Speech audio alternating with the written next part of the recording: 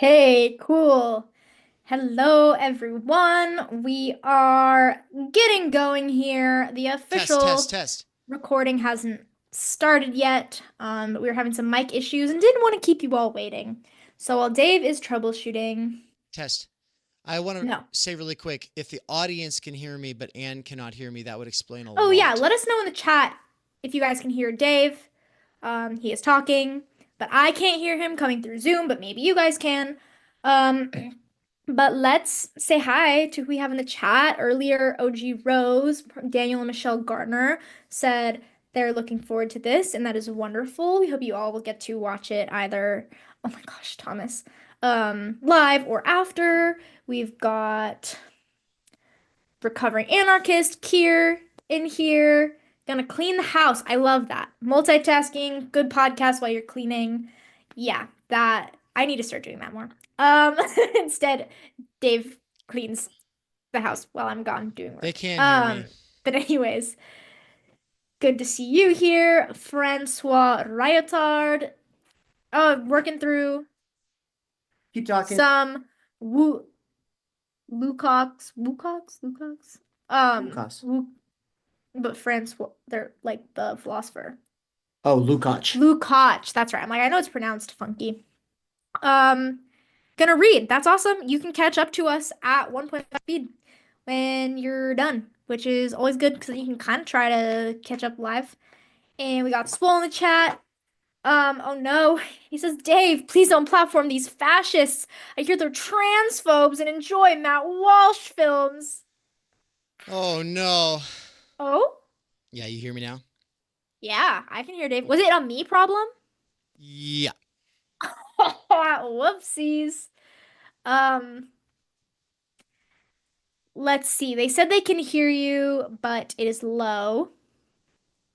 Um, Hello, Karen, Free I had to Mikey, manhandle. hello, I had to Ashtabula manhandle. Reviews, and David Ruiz, and all the people in the chat from Australia and Scotland and all over the world. Hello, welcome. I think we're in business now. Yeah. Although, yeah, they said your audio was a little low, Dave. Yeah. Let me go turn it up from the base. Oh, they said someone said it sounds a lot better now. Um, so that is good. Yeah, we'll begin the episode in a second, folks. We're just getting our levels right. Testing, testing, testing, testing, testing, testing, testing, testing, testing, and go ahead and say testing, testing, testing. Testing, testing, testing, testing, testing, testing. I don't have the microphone that close to me, but is this good? Let So us know. starting from where we said testing, how is it? Once we know, we can go. I like that. Got Moopy, Emil, David.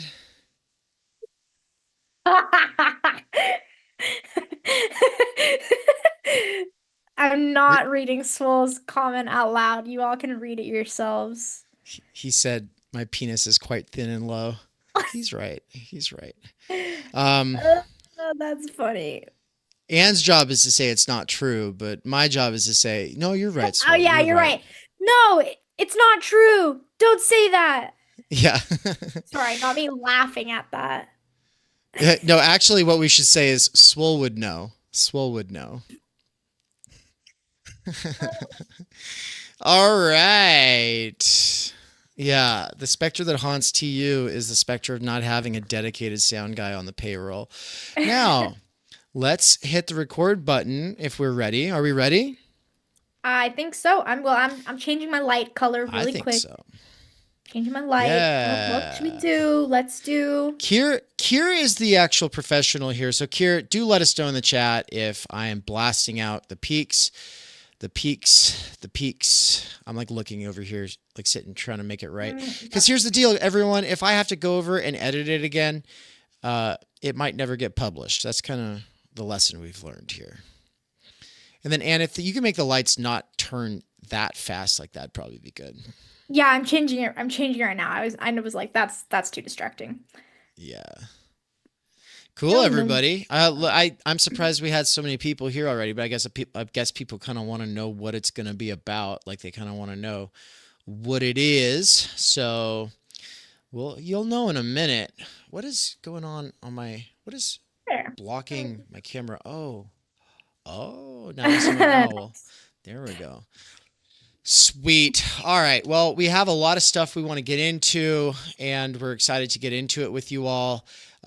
This stream, once it is over, is going to raid out into a different, a premiere of a video that happened that a lot of you may have missed in the past when it actually occurred, since very few of you watch the entirety of every M stew that we do.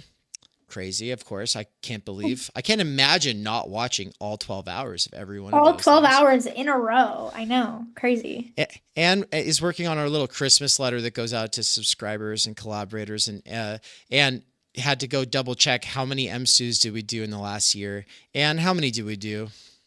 12 M stews. I think the shortest one was like 9.5 hours, and the longest one was like 17 hours. That's Amazing. crazy. But I know that Dave and Nance love it, and the guests keep coming back, and people keep watching, and so it's cool. It's like a cool way to like harness some energy, get a lot done in a short period of time, and then Dave veges out the next day and sleeps and rests and eats pizza. And it's great.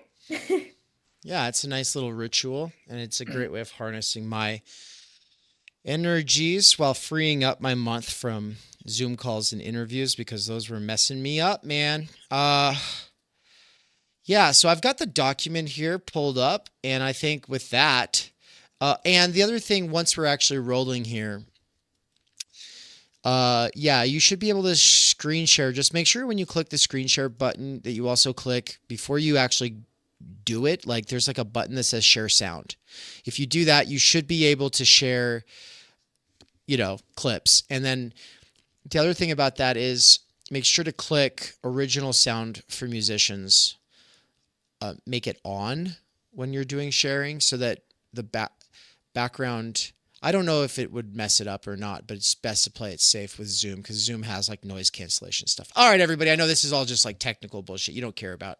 Most people are not even going to hear the actual episode. They're going to hear this stream. And so we've got all these people listening, still anticipating, and that's exciting. But I'm going to create a poll before we go called, what should the poll be?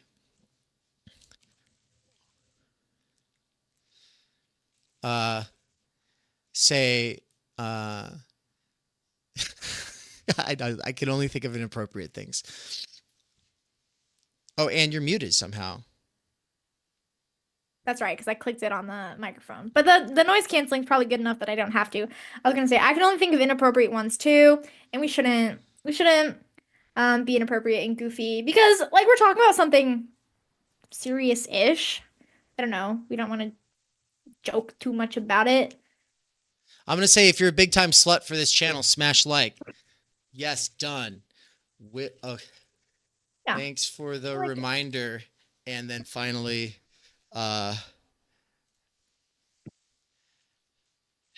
no, I'm a whore, but not yours. There we go. That's the options, folks.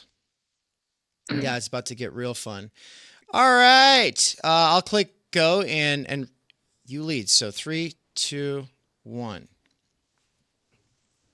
Hello, everyone. My name is Anne Snellgrove McCarricker. And I'm David McCarricker with What's Right. On today's episode, we're going to talk about Lily Phillips getting run through by 100 blokes. The question of whether Her words. Her words. Spunk, blokes. There's all these fun words that these British people like to use. So we'll talk a little bit about this. How did this come up on our radar, Anne? How did it come up on our radar? I think just through being on the internet and being on Substack, some of the authors who are critical of some kind of modern contemporary feminist ideas or modes of activism, such as Louise Perry, author of The Case Against the Sexual Revolution, or Mary Harrington, author of Feminism Against Progress. Both had written Substack articles about this situation, which I think has just become kind of popularized on the internet with the React channels and all the right-wing figureheads talking about it, talking about this OnlyFans model performer named Lily Phillips who decided to get, yeah, in her words, run through, get fucked, have sex with 100 men in 24 hours as a stepping stone into her latest endeavor, which will be, I think, in February of 2025, to break the world record for the number of men in one day. She's gonna go for 1,000. And so this was like the trial run. Let's see what can happen.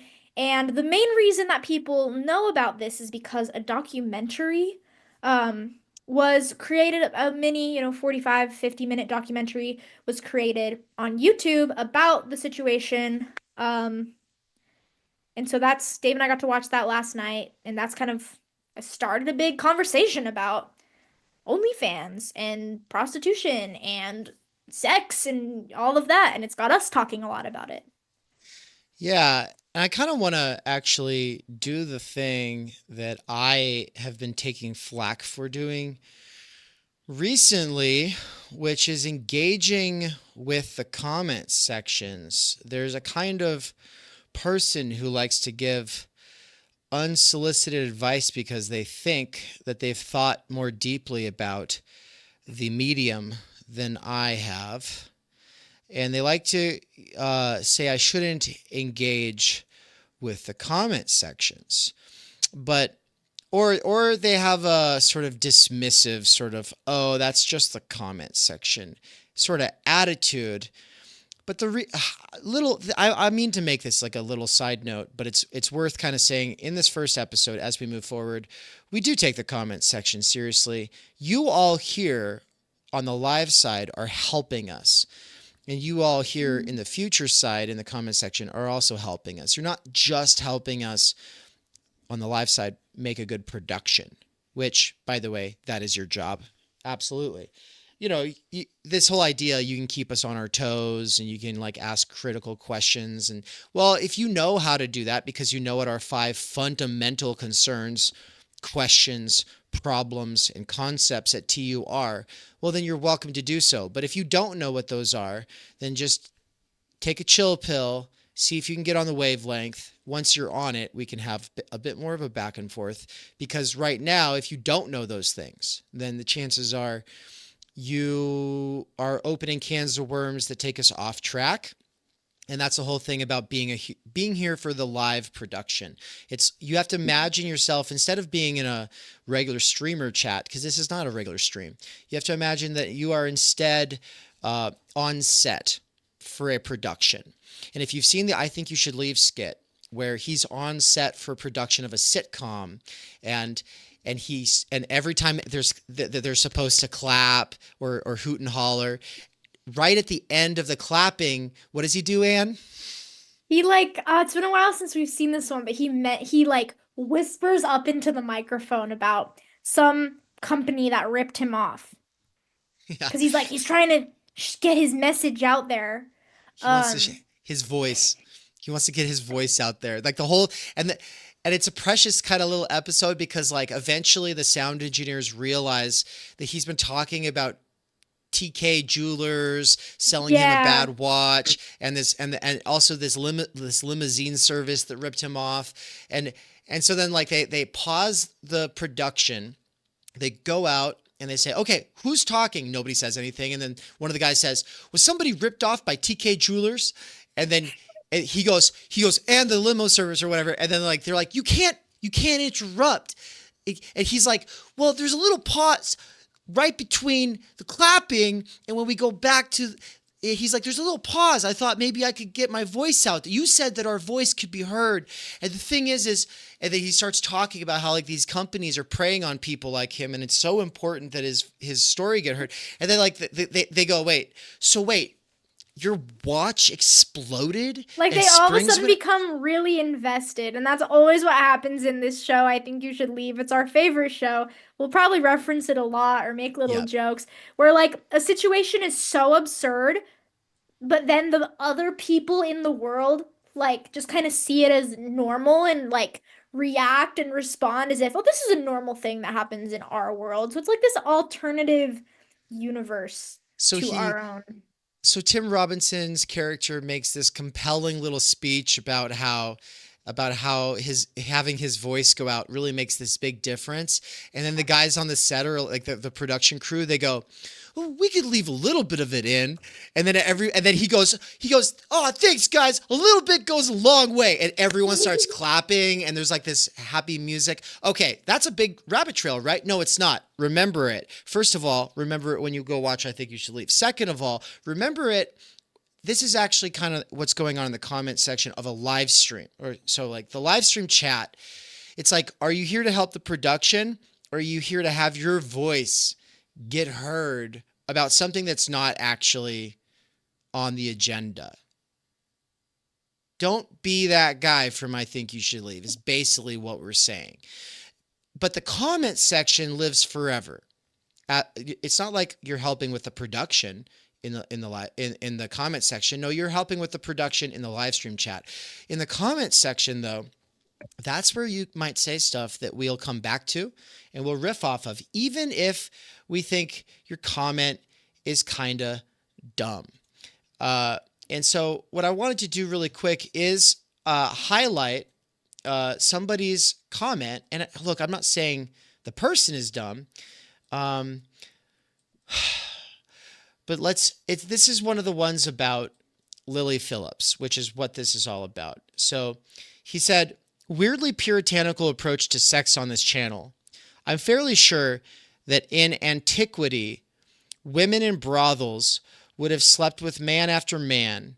The only difference is that now we have mass media to endlessly comment on it. Also, very weird to try and draw a distinction between men and those men who participated. They are very much men, and to try to obscure that is odd, to say the least. And you see how there is this way that I could just treat this person like a robot and say, well, who cares what they think? Someone up above did say, hopefully you're listening. Don't worry about responding to most of the hater comments. The majority of them are actual troglodytes. And by this, I mean literal bots or APIs using some uncommon version of Auto GPT custom trained to pretend to be a real person. It took me a while to start recognizing them as well. I'd even argue that the overwhelming majority of negative banter on most channels is a chatbot LARPing as a hater. Their existence, in fact, proves they're gaining a new audience. The moment you feel annoyed reading a comment, it's virtually pointless to continue reading it because that person is most likely not even real. This is all in the comment section from the episode where I talked about Lily Phillips on Why Left with Benjamin Studebaker. And by the way, he's the nice guy. I responded with, I find your comment more annoying than anyone else's, so you must be a robot. And the reason is because it's not. And then they said, haha, they did the laughing emoji and they said good. And then they said, I'll drop some more unsolicited advice. Whoever's managing the PR campaign here sucks ass. That's me. And this is my platform. And I will always tell you what I really think. And I know that there's a bunch of people out there who are pretty sure that that's not necessary. But it is necessary for me because otherwise I won't stop thinking about it.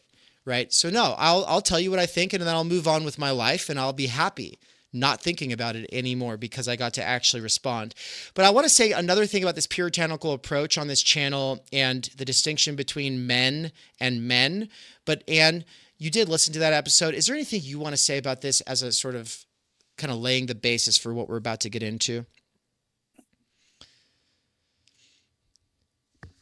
Not so much, other than I think we're going to talk a little bit more deeply and not so much a like reacting way, but in like really trying to explore what is going on culturally. I mean, we will look at some like reactions, but it's Dave and I went on a little hike yesterday, and we talked a lot about like the implications of an act like this or a culture that kind of pushes young women into online pornography, borderline prostitution. Like we need to not sugarcoat OnlyFans model, Instagram model. And so yeah, some of the things that we say might sound puritanical or more maybe conservative than people would expect from us. Um, but it's not because we are conservatives, but like we're really taking seriously the idea and the question of what is the good life and what is ethical and moral, what is truthful, what is beauty, love, justice, kind of these bigger questions that we're always asking and thinking about at Theory Underground, that Dave and I in our own lives are always asking and thinking about. And so we want to really address this in a serious way and talk about the implications of a culture that normalizes and sensationalizes 23-year-old girls having sex with 100 men in a day. Like I don't like, oh, you puritanical views on sex. We're probably a lot more liberal than you're giving us credit on, but 100 guys in a day is a bit extreme. Um, and so we're gonna explore that. I bring in, I don't know, the female perspective, I suppose, compared to what's left. But yeah, we're gonna, I think, just go from there. Churls in the chat said, "What kind of joyless nerd outsources their shit posting to a bot?" And Kier said, "Well said, Anne." Yeah, I want to kind of bring it back to the question of what's right and say that's a double entendre. I mean, it's probably a triple entendre if we think about it, but the immediate two significations that we really are focusing on here are like what's right versus wrong. And then why is it that whenever we talk about what's right versus wrong, people are going to come in and think that that's right coded? So that brings up the question, what's right? Why do you think that that's right? Why is it that we can't have a conversation about what's going on right now? And then people will come along and say, Mm. oh, well, Lily Phillips is statistically insignificant. Or I even had somebody saying that we were going off the deep end on this thing and it was inappropriate or whatever, saying that they didn't see it in the algorithm, and that I had said to Benjamin, oh well, this is not just me. This is also like children. Children are seeing this, and this person was like, I didn't see it in my algorithm. My 5-year-old didn't see it, and it's like cool. Congratulations. Yeah, congratulations. Welcome to the post-class fractured mass. We're going to have children. We care about the future. That's who we are. And also, we think deeply about these things and have thought about them deeply for a long time. And so, if something's a little left or a little right coded, that doesn't mean that it's necessarily good or bad or true or false. That's actually up for us as adults here at the table to work through. So, yeah. What's different about this situation? I kind of want to just start out with that because that person was saying, well, women throughout all time have worked in brothels and done man after man after man. What's the difference? And what's the difference? What's what's I going on? mean, rather than saying what's the difference, the question is that desirable? Is that what we want for the girls and women in our society?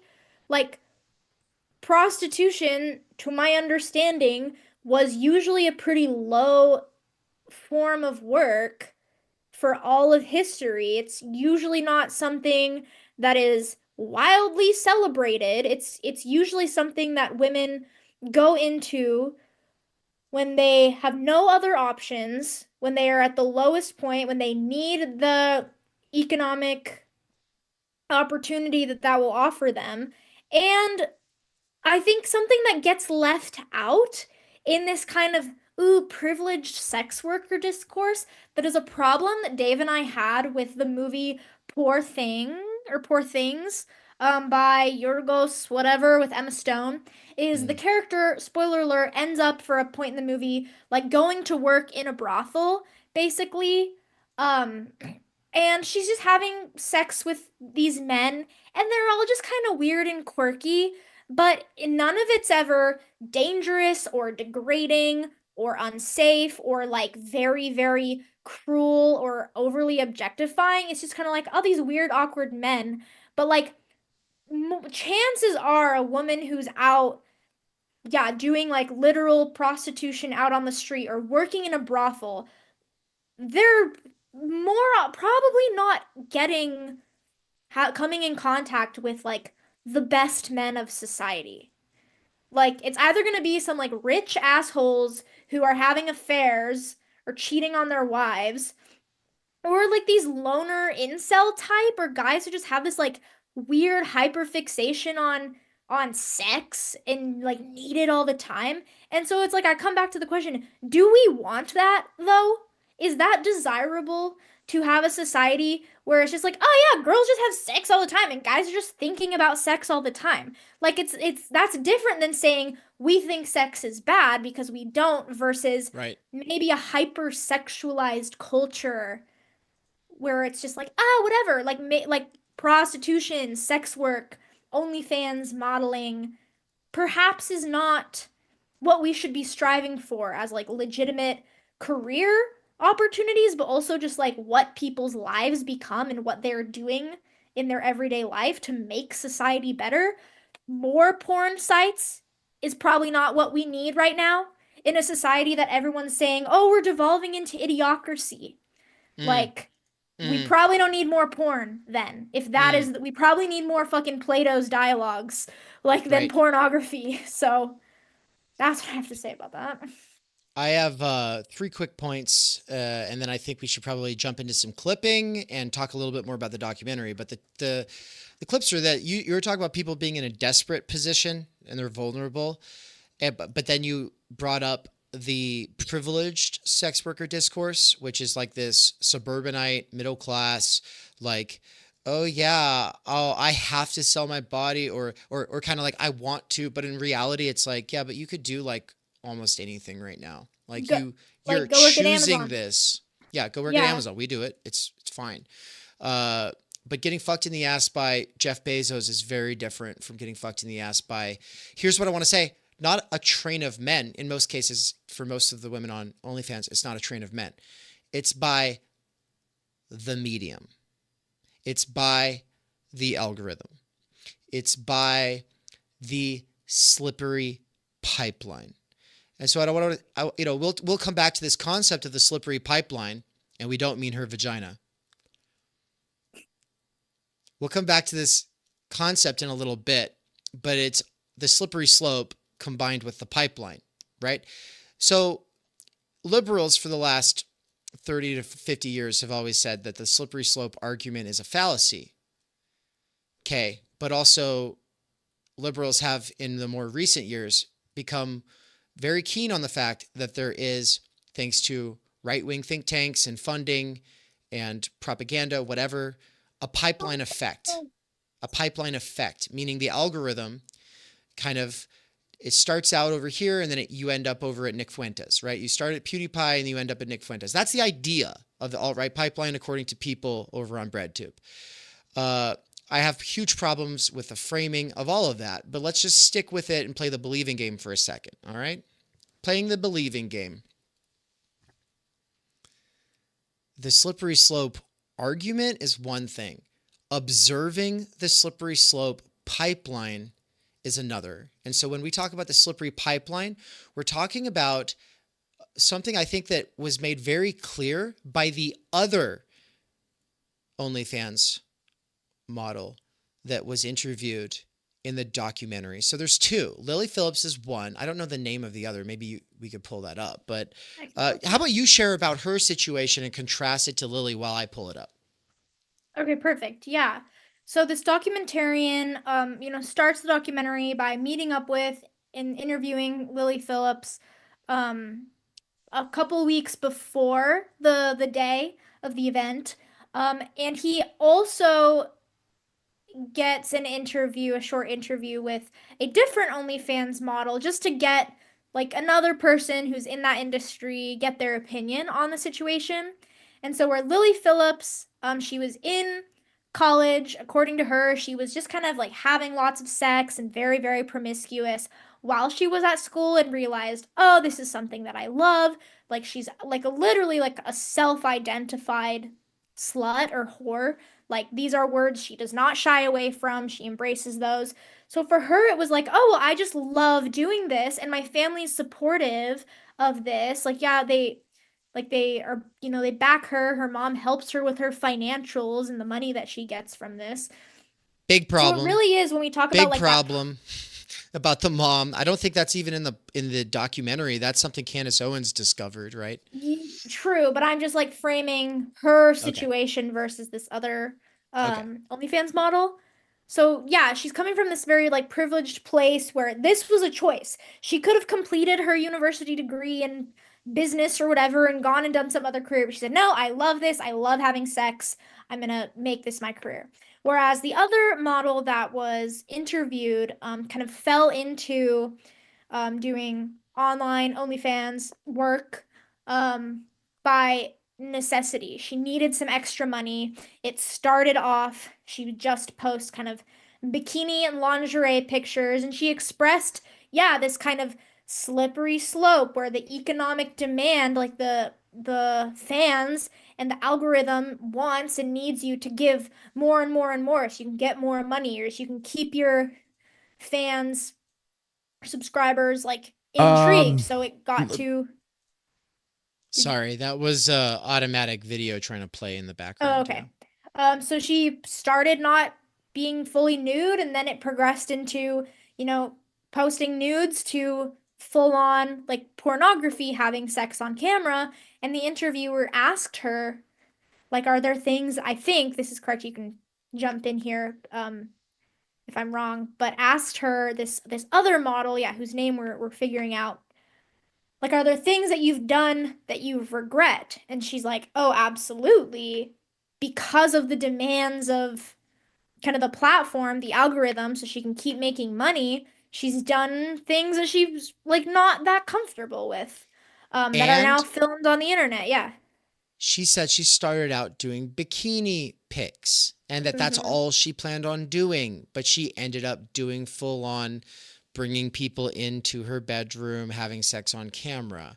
That and she said that it starts out small, and the thing is that you're chasing the money, you're chasing the algorithm, but you're also getting pressured in your DMs because you're being solicited by men who, here's the thing, like if you go to a bar, you might get hit on. If you dress a certain way, you might get hit on a little bit more, maybe, and maybe it'll change the way that people hit on you. There's different decisions that people can make going into certain situations. Symbolically, in the OnlyFans position, you are literally asking for it. You are asking for people to solicit you with their fantasies, and Because that's how you it's make money. it's it is what it is. Try to downplay it and dismiss it, but don't talk to me about uh, rape culture or grooming or consent culture or any of these things when we know there are economic, material, necessary limitations on people's lives, and that those people are being conflated with the privileged people who might just be a little naive or just genuinely essentially sluts, which is okay by my stand. Look, I'm okay with it. I'm gonna play this role throughout this episode. We talked about this. I said this is a hard right position. I'm gonna maintain, for philosophical purposes, just this position that on the one side, whether for God or natural reasons, this is wrong, and we're gonna challenge the whole God hypothesis here in a little bit, because that's kind of just where Matt Walsh and Candace Owens always stop. Oh, well, just God. Okay. But outside of God and nature, maybe having some last word on why this is not something that someone should do. there is another way of thinking about it. And I said it's a hard right position, but it's like I have to. I always do this. There might be a kind of person who just is this way, guys. It's possible. It's possible. There might be a kind of person who transhistorically emerges in every society and does not want to be a mother, does not want to be the wise elder lady in the tribe, does not want to be seen as a professional, does not want to end up as a sort of judge or jury within the church or court system, but is instead just like, yeah, fuck me in the ass. I love it. I just fucking love when you come in my mouth. That's literally just who I am. I'm saying it's possible. So, but here's the thing, that's possible. We're open to that. But also, so is that's nurture, not nature. That is the algorithmic or economic kinds of incentives coercing somebody in a way that is not something that they are conscious of. And both of these things can be true. Okay, so that's kind of the mindset that I went into this film with, is kind of keeping that in mind. Like, yeah, philosophically, Yeah, like both of these things especially can be with Lily Phillips, you can look at her position and go, oh, she's the victim here. She's been pushed into this. And I'm not discounting that. Like, we can explore these. But if you just take her at her own word, she says she loves this. She says Right. that it was her own fantasy to have sex with 100 guys in a day and then 1,000. Like, so like that's something that she, and whether or not she's telling the truth, whether or not these desires are her own or they came from some sort of pressure, or like, we don't know. But if we just take at face value what she said, she says, this is my fantasy. I love this. I want to do this. I just love to have sex and be a cum slut. Like, that's what she said. So yeah, I think we can't discount that. Maybe that's just who she is. It could be. Maybe. It could be. But and then let's bring it back to so we put on the table naivete as one thing. But then we brought in economic precarity as another. And then we brought in nature versus nurture. And the question of whether this might just be a type of person that occurs throughout all history, in which case, incels of the world, good news for you guys. But and really, no, that's true. There are sad boys. They don't have good they don't have a good shot at a happy relationship with a kind of woman that people would look at and go,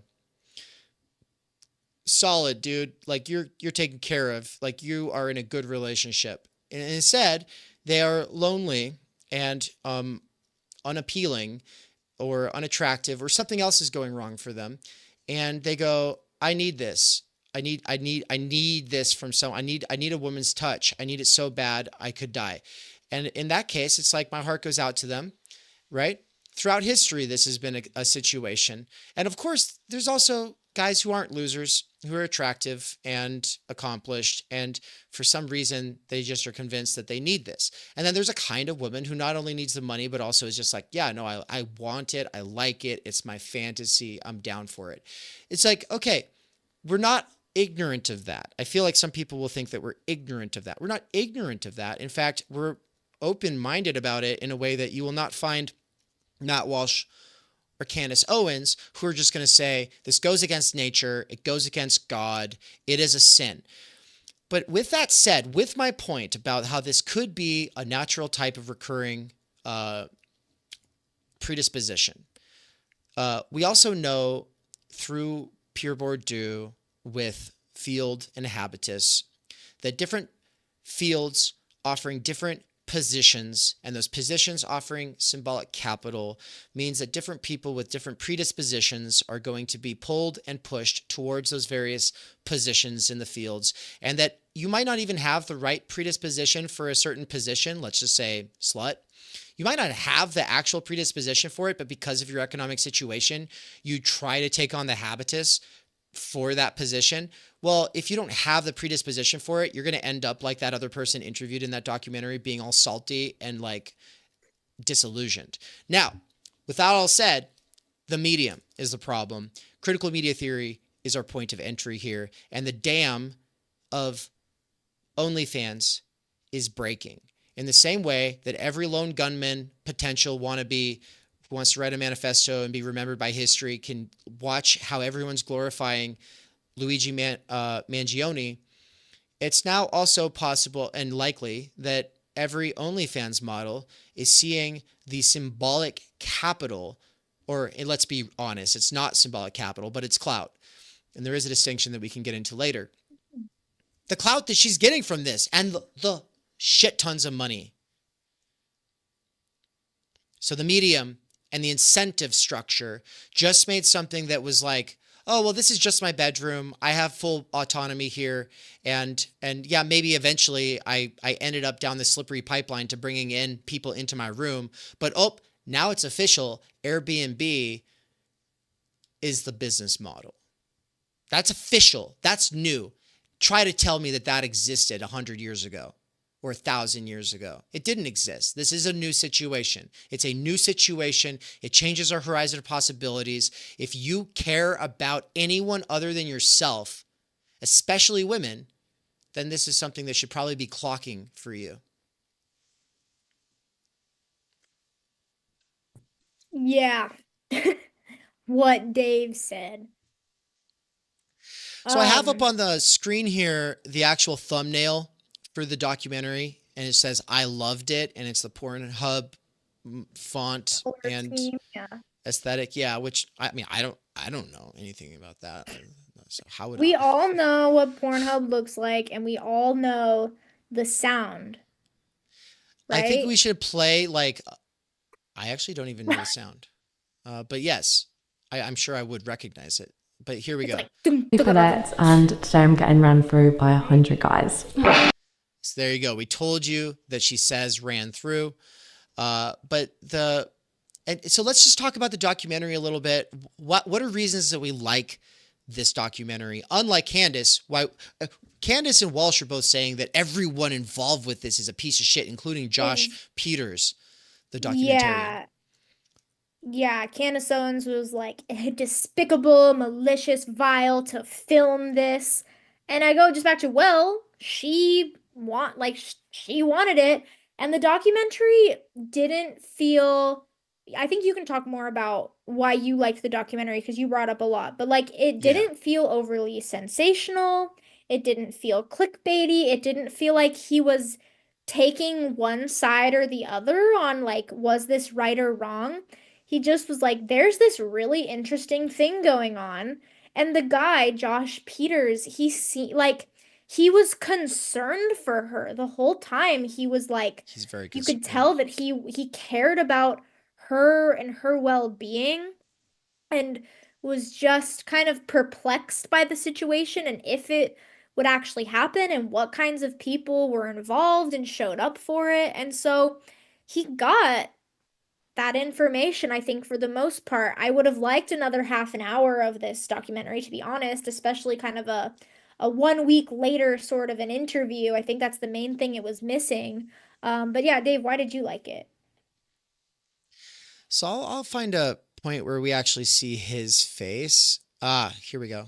Let's just play it for 3 seconds. Just make like a couple £100, can get a few rounds of drinks in, stuff like that. Just helps me out a little bit while I'm at university.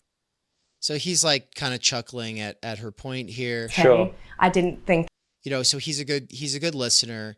He's a good narrator. And let's just like play him asking a question.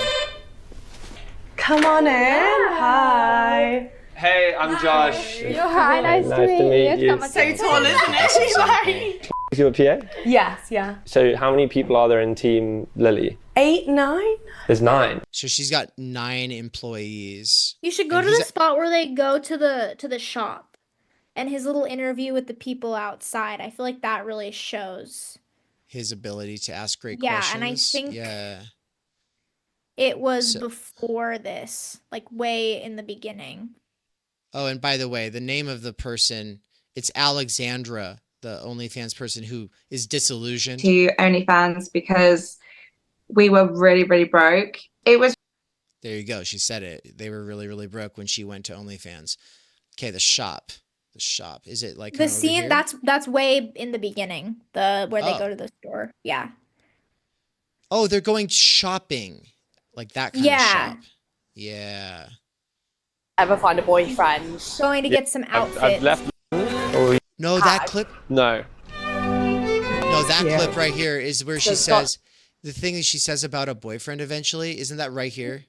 Yeah, let's Tomorrow talk night. about the I rather think content. it's gonna be I want them to get one more vibe of the Josh, and then yeah, let's get into like the information from the documentary. So Okay. yeah, it's like Is this- right, is- yeah, when he talks to those women. Oh yeah. So he Yeah, I walks want up to to show, these show this women part outside of the shop while because they're at like a lingerie shop essentially. Because she's like, oh, I gotta get some outfits. yeah, she said these guys have been a lot of these guys have been fans for a long time, so she can't let them down. She's going to be sleeping with 100 guys in one day, and she is picking out her outfit for that day. Oh, how interesting. Yeah. Does she find them on the internet? Yes, so you can apply if you're a subscriber of her OnlyFans, so up to 100 people, and then the whole 100 of them get to have sex with her one at a time on the 19th of October in London. Oh, and it's on television. It's going to be on her OnlyFans. Oh, I see. Okay. She's got to have an early night tonight. Yes, she does. A lot of electrolytes, a lot of sustenance, a lot of fiber. Okay, lovely. Okay. Okay, Have a God great bless. night. Lovely to meet you. Thank you. Bye-bye. Bye there. She seemed kind of okay with that, which I wasn't Yeah. It's so. I just like have to say the fact that everyone in this documentary like is so British. Like I don't know, I think as Americans, as little vulgar Americans, British people are just so like they're so proper. And so it's weird to see like just this cute proper girl who says I'm gonna get run through by 100 men. Like it's like, yeah, I'm just a cum slut. Where it's like, I don't know. It's too vulgar for nice little British people. It does feel But- it does. I know you'd expect it to be Cockney. Like I'm gonna get run through. I'm gonna get run Or through. even or, just like Americans, Yeah. like I don't know, people from Florida, like can't- sorry Florida, you have that reputation. But the documentary itself, like the point that you brought up, but I think like the content of the documentary was like sad and kind of I don't want to say it was disturbing and just some of the things that were said, the things that were revealed. Obviously her reaction in the end when she's crying. Like I think that's the main point that is getting the attention. The story's getting the attention that it has is because she the whole time leading up to this event, she says, "I'm not nervous. I'm really excited about it. It's my fantasy." And then it happens. She does her 101 guys and she ends the day like crying and upset, saying, "This isn't for weak girls. I don't know if I would recommend this." Saying how she it started to feel robotic and she couldn't remember almost any of the like people who were there and she started to dissociate at a certain point. So like this whole thing she's like, "Oh, it's going to be great. I love it. It's my fantasy." Like that was not her reaction after the fact. That was kind Hold of on. one of We these got revelations. we've got someone who's not from the United States and doesn't have any sense for American culture here, or like some kind of like I don't know if this is like autistic pedantry or whatever, but basically Ernst Yeager in the chat says getting ran through by 100 men. If you want, that is fine. LMAO, no, it isn't. You assume people know what's best for themselves at all times, which is demonstrably false. It's almost like you didn't hear a fucking thing we said. But the reason that I'm saying I'm just guessing you're not from around here is because this way of saying that it's fine, it's like a nice way of talking. You should never take that literally. If someone says, "Oh, if that's what you really want, that's fine." Don't take it literally, man. This is 1990s talk. It's just kind of like, "Oh, okay, cool. You do you. Whatever floats your boat." That's what we're saying. We're not the ontological and ethical questions that we very seriously have here and are entertaining, obviously, are what you should probably be paying attention to. There we go. So yeah, let's talk about her crying, because I think that this is one of the big moments everyone wants to focus in on. And so when you stick to like the main 3 bullet points of this case, there is a OnlyFans model, 100 men documentary. Okay. And then the other point is simply that she cried at the end of it. Until seeing the moment in the documentary, I actually thought that she was like, I was like, how is she going to explain that she's crying? Right? How is she going to explain that she's crying? And my assumption was like, you know, oh, emotionally it was a lot. But then when she actually explains it, I was kind of mind blown, because it's not something that I had really thought she would use to justify crying. And we could argue that it's her way of sort of post hoc rationalizing the tears. But it's still interesting. Well, were you surprised, Anne, for her reason?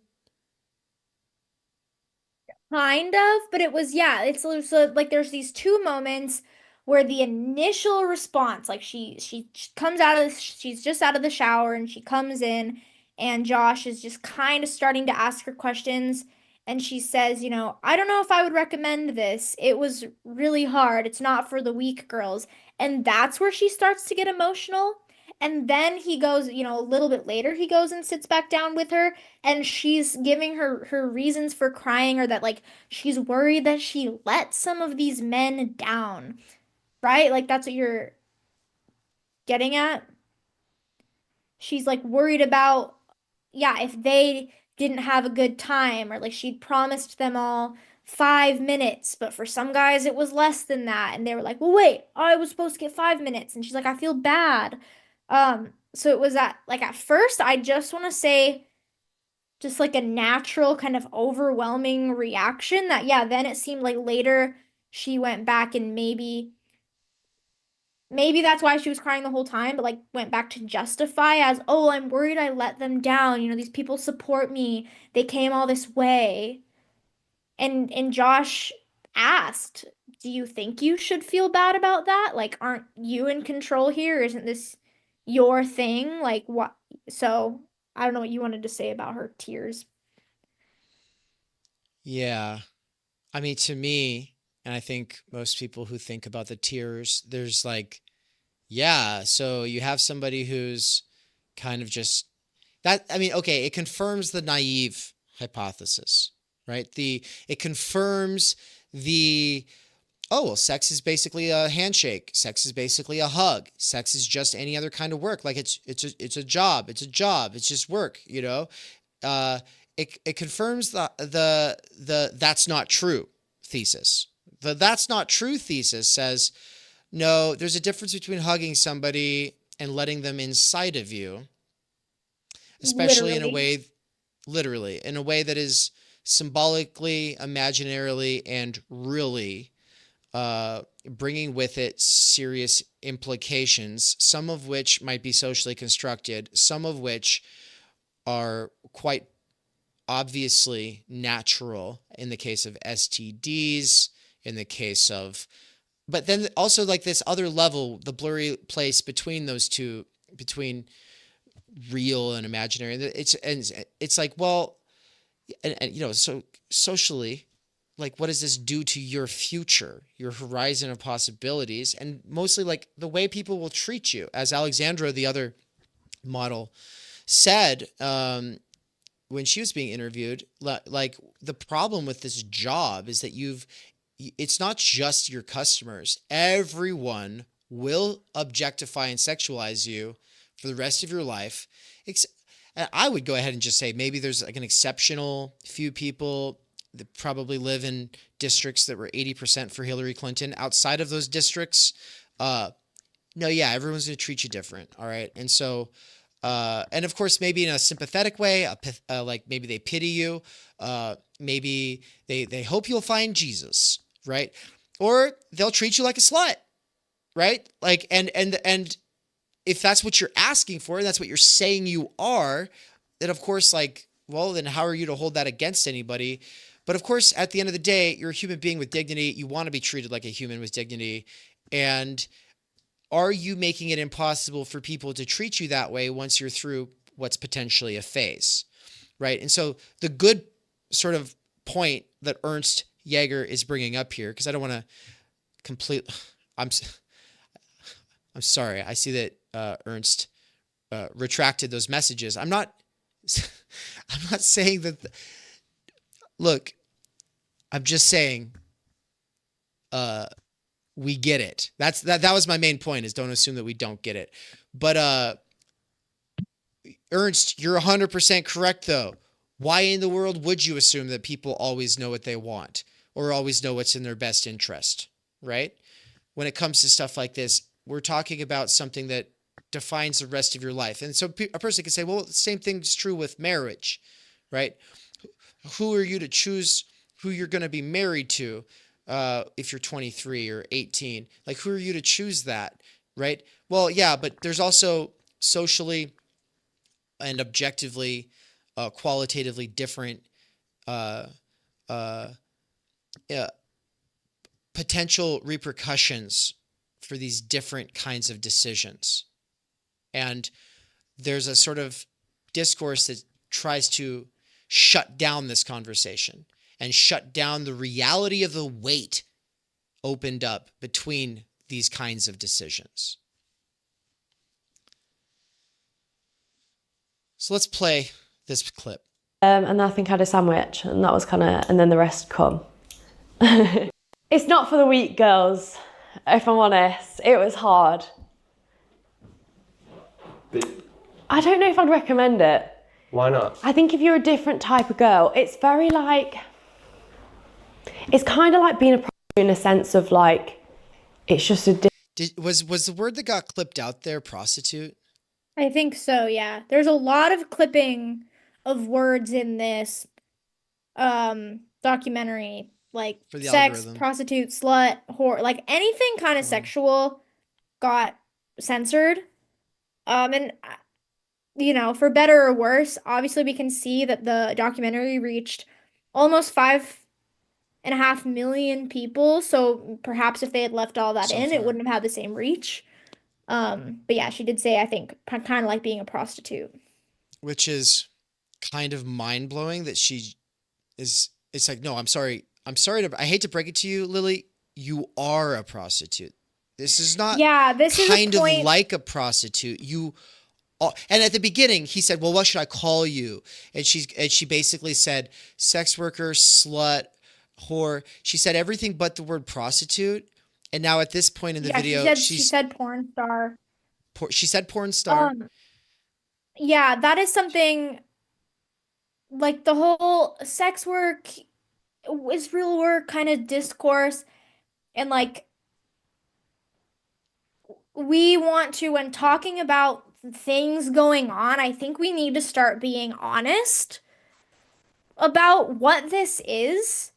Sure, there's different levels, but like at the point that you're having sex for money, especially when you're having sex for money with people who are not also in the industry, like with another porn star, that's prostitution.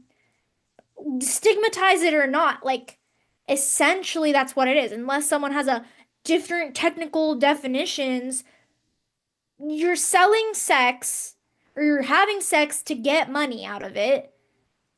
That you're prostitute. Like, we can get really fucking vulgar right now and say she let 100 men stick their penis in her vagina for money. Like, so this is something, yeah, on our hike yesterday, it was like, I think we need to be very honest about what this is to differentiate, like, or to kind of combat the idea that comes from a lot of kind of liberal progressive types that, oh, sex is sex. Sex is whatever. Okay, if that is true, then if you said, hey, I'm going to get slapped in the face by 100 random people on the internet for my followers on YouTube. If sex is just sex and sex work is just work and it's just whatever, then getting slapped in the face 100 times per that logic is no different than 100 men sticking their penis in your vagina. Oh, but we all know that that's not true and that those aren't the same. Like, so I wanted to just like throw in kind of my like we need to be honest about what sex work, blah blah blah comes like they were inserting themselves into her and coming in her mouth and coming all over her 100 times in one day. She did say that they got to come in her mouth. And she did say Yes, that's that she another likes that. thing And I'm just like, that's a lot of fucking cum, dude. that we can get like something about this documentary that was kind of the disturbing stuff is like this Josh, the documentarian, was kind of realizing seemingly how little thought went into this. So they had all these people from her OnlyFans like applying, and they had to send a picture of their ID, holding their ID, so they could prove that is that person and that they are above the age of 18. They were prioritizing people who had STD tests, but it wasn't necessarily a requirement. There was no background check on any of these people. He asked her at one point in this interview, somehow she brought up, oh yeah, like they can come in my mouth. He says, are you worried about HIV? She says, oh, is that where that comes from? Spunk in the mouth. Like, she has a team of 8 or 9 people, and you're telling me that no one said, oh, hey, maybe you should be careful about letting 100 random guys from the internet who you've not done any background checks, who, you know, the STD test even, that could have been taken. He brought up the point the STD test could have been, you know, a week before, but then the guy could have had sex with 20 other people before that. So, like, the kind of lack of thought about her own health and her own safety to the point where she's like, oh, I didn't know that's where HIV could come from is like deeply, deeply disturbing and sad that they like just random old guys. And so that's where I think to get back to what you said earlier about this distinction between the men that were there versus like a real man. Like, what does it mean to be like this social image of a man, a responsible, respectable man? These were not. And the kind of man that a real woman could back or sign off on or truly respect or love.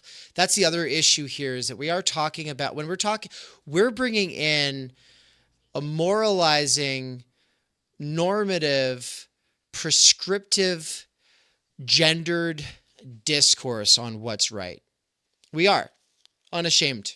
Absolutely. And if you want to know what we mean by gender in that context, we can explain it. It's much more big-brained than you'll find on the left or the right. It really is. But let's just leave that aside for now. But real men don't do this is the point. No, they don't. Real men are aware that this is their fucking daughter, right? Like that what is done here is done to their daughter or their wife except that, of course, remember, I do keep open that possibility. There might just be another category of human being, but even then, if there is just another category of human being, you don't have you're not omniscient. You're not God. You can't know if a person is in a vulnerable or naive spot and that this is going to be something they regret later. And so it's kind of hard to champion it or get behind it, right? Like this is a moral and ethical conundrum at minimum, because we're talking about someone's freedom or liberty versus the algorithm and capital, right? And the way that people are being slippery pipelined down into this kind of shit. How many people who signed up for OnlyFans 5 years ago have made slight alterations to their approach and slowly made concessions to their audience and are now fully audience captured to the point where, because of Lily Phillips, yeah, this is the next step. That's the bigger kind of question for us to be asking. She even admits earlier in the documentary, when she's being asked, are there requests that you get that make you uncomfortable or that, cross your own boundaries? And she says, she's like, yeah, just last week, a guy asked me to film a video where I put a bag over my head and pretend that I'm suffocating. I don't know if it was while other things were happening, but like this was one of these personalized requests. And he said, and she's like, yeah, I wouldn't do that. And the interviewer poses the question, what did he say, for $1 million or for 5 million? He I think says, he so said what a about for a million. million? He says, so what about for $1 million? And then And she she goes, said, yeah, I think I would bend my morals for that. So it's just like allowing, yeah, the algorithm, the requests, the fantasies, the money, the success that would come from something. Like she admit, yeah, I would bend my morals and do something that I'm not comfortable with, that I think most people are not comfortable with. Like, what is that? Necrophilia? Is that? I mean, I think a lot of us would bend our morals, and he even jokes and says, well, me too. But the point is like, it's like, well, okay, but okay, for me, would I take a drink of someone's spit for $1 million? That's pretty gross. I would do it. As you know, would they have to pass some kind of a check beforehand or whatever? Yes. But then it's like, oh, okay, the money's on the table. You have to do it right now. And then all of a sudden I'm like, oh, and then they're like, okay, well now it's come. And I'm like, no, I will not do it. Now I'm going to be real. Would I really not? And then I have to sit there and think about it. And the idea of dignity and taking pride on your being is being able to put hard lines in the sand and say, no amount of money in the world could make me rape, murder, or kill someone. No amount of money in the world could make me undermine my dignity in these imaginary, symbolic, and real ways that the person is offering. So like these guys on Jackass who are drinking horse cum in Jackass 2, it's like, no, Steve-O does not have dignity. Now that he's older and he's got kids, maybe he has a softer spot and he's kind of aware that he was doing too much cocaine back in the 90s, so of course maybe he's reformed. Any one of the guys on Jackass is a likely contender for the Mormon church. Like, you know what I mean? Like in your later days after you're so wild, of course you're gonna, but this question of dignity and what it means is kind of highlighted by the Lily Phillips case, in that she said she would bend her morals for that case right after she said that she wouldn't do the bag over her head fake suffocation scenario because of the bad precedent it would set and influence other girls to do. So she's aware of herself as an influencer and a precedent setter. So Yeah. So just some of the revelations and things that she said that were revealed in the documentary is just really interesting. Like I recommend this documentary. I do think for those who don't know, my brother who came on tour with us in Europe, who's kind of who did some filming and videography and kind of our documentarian right now at Theory Underground, he's gotten me really into like film and documentary. And so from my perspective, like from just this is a well done documentary, I think, and you can really see that this Josh Peters like cares about her, or at least is concerned for her. And so I recommend watching the documentary. It's interesting, it's a little bit sad, it's a little bit disturbing, but I think it's worth a watch just in light of, yeah, this kind of hyper sexualized culture in which it is normal, not just for girls who do not need to do it for financial reasons, to end up on OnlyFans. Um, this is not like there are, if you are financially precarious, there are other things that you can do. There are other jobs that you can get. I'm not necessarily saying they're great like jobs with a lot of dignity, or at least they aren't like service workers and janitors and Amazon workers. Those are necessary, those are important. Currently, they're not paid as such, so I'm not like this isn't me trying to degrade any other sort of field that is like necessary in our economy, but there are other options that are fairly easy to get hired into that, yes, won't necessarily make you $1 million in a month, but that you could do if you really need money instead of being vulnerable and posting naked pictures or videos of yourself on the internet. I think another thing to bring up here is that in kind of watching some like reaction videos to this situation, I heard a statistic that said like the average monthly income from of an OnlyFans model isn't even $200. These girls who you see on these podcasts and whatever, who are making tens of thousands or even sometimes millions of dollars in a month, are like the top 1% of creators. So if the average is like $100 to $200, that means there's a lot of girls and women on OnlyFans now thinking, oh, this will make me a bunch of money, exposing themselves, posting, participating in pornography, posting pictures or videos of themselves naked in a way that's going to exist on the internet forever, most likely, not even making $200 off of it. So even if it's, oh, but they're making a lot of money, why not just play the system?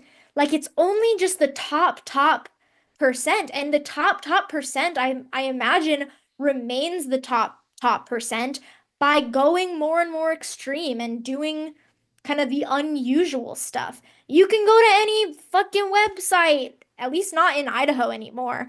But Pornhub, whatever, and search just like like you can get that for free, just your basics.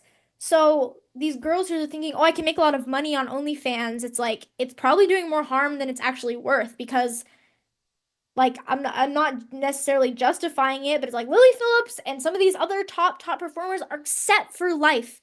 Like they're multi-millionaires now. That's not the case for every person who goes on OnlyFans. And so I don't really remember where I started with this little Oh no, side note.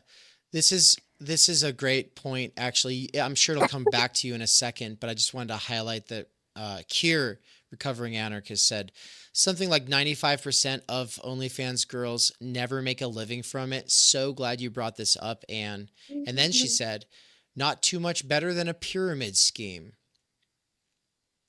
Like, Yeah. honestly, the pyramid scheme, yeah, if you're looking at your dignity and kind of the legacy that you're leaving and what you're choosing to do with yourself and your body, the pyramid scheme is annoying as fuck, but like, it's probably better than getting naked on the internet for random horny men.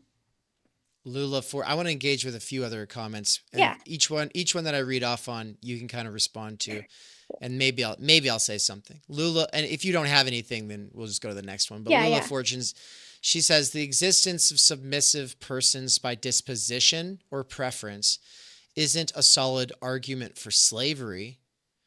Why is someone's sexual curiosity an argument for any aspect of the sex industry?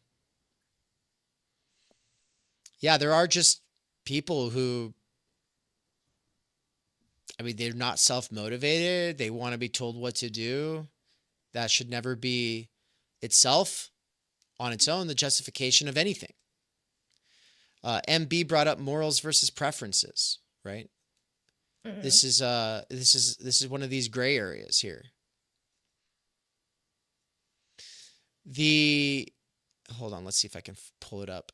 Jenny Lynn has been saying a lot of really good stuff like WTF and throw up emoji and stuff of that effect.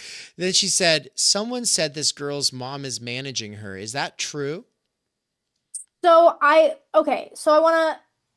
and I watched the documentary, and in the last few days, I have watched a couple of videos from some like conservative online figureheads and their reaction and their response. And then Dave and I also found out that Candace Owens and some other guys, I think it was some other guys, hosted the conversation. They invited Candace Owens and Lily Phillips. onto a podcast, and so the four of them had a conversation, and It's we right didn't here. end up finishing that episode. But we heard in enough of it to kind of get the impression, and so it was through that episode that we discovered that her mom is not her manager, but her mom handles S- the financials from the situation. So her Supposedly. mother is still involved in the business. Can we You let know, Candace go off on her for a second? Like, there's two things I want to highlight here. First of all, shout out to these boys, One Night with Steiny. I think these guys are like the all bro, no theory version of like Dave and Nance. And it's like I watch them here. All right, so let's cut to the chase here. The hottest thing on the internet right now, Lily Phillips. We had her on recently. She has completed the 100 guys. Yeah, she's talking about doing 1,000 now in 24 She's talking about doing hours. 1,000.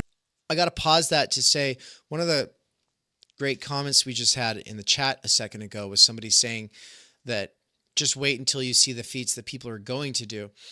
I have three things I want to say about that. First of all, at the beginning, Anne did say this is build up to 1,000 men in January or something like that. I think February, yeah, she's going for the world record, which is currently based on, I think what I recently heard in one of the videos I watched, is currently like 914, which was achieved by an American woman in Warsaw, Poland in 2004 at like the World Gangbang competition. Mm-hmm. I don't know if that's still a real thing, but apparently in 2004, you could go to Warsaw, Poland, and I don't know if it was like a gangbang festival or a gangbang competition, but that is the current world record for number of penises in one day, 914. I want to find out if this is when Wukas's dad took him to lose his virginity.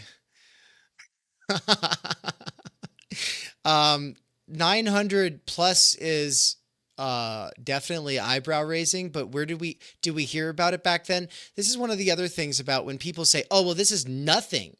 Don't you know that in the 1990s, there was a smut film with like over so many hundreds, and then they'll bring up this 900 plus version in Warsaw. And it's like, yeah, but guys, you're not thinking structurally.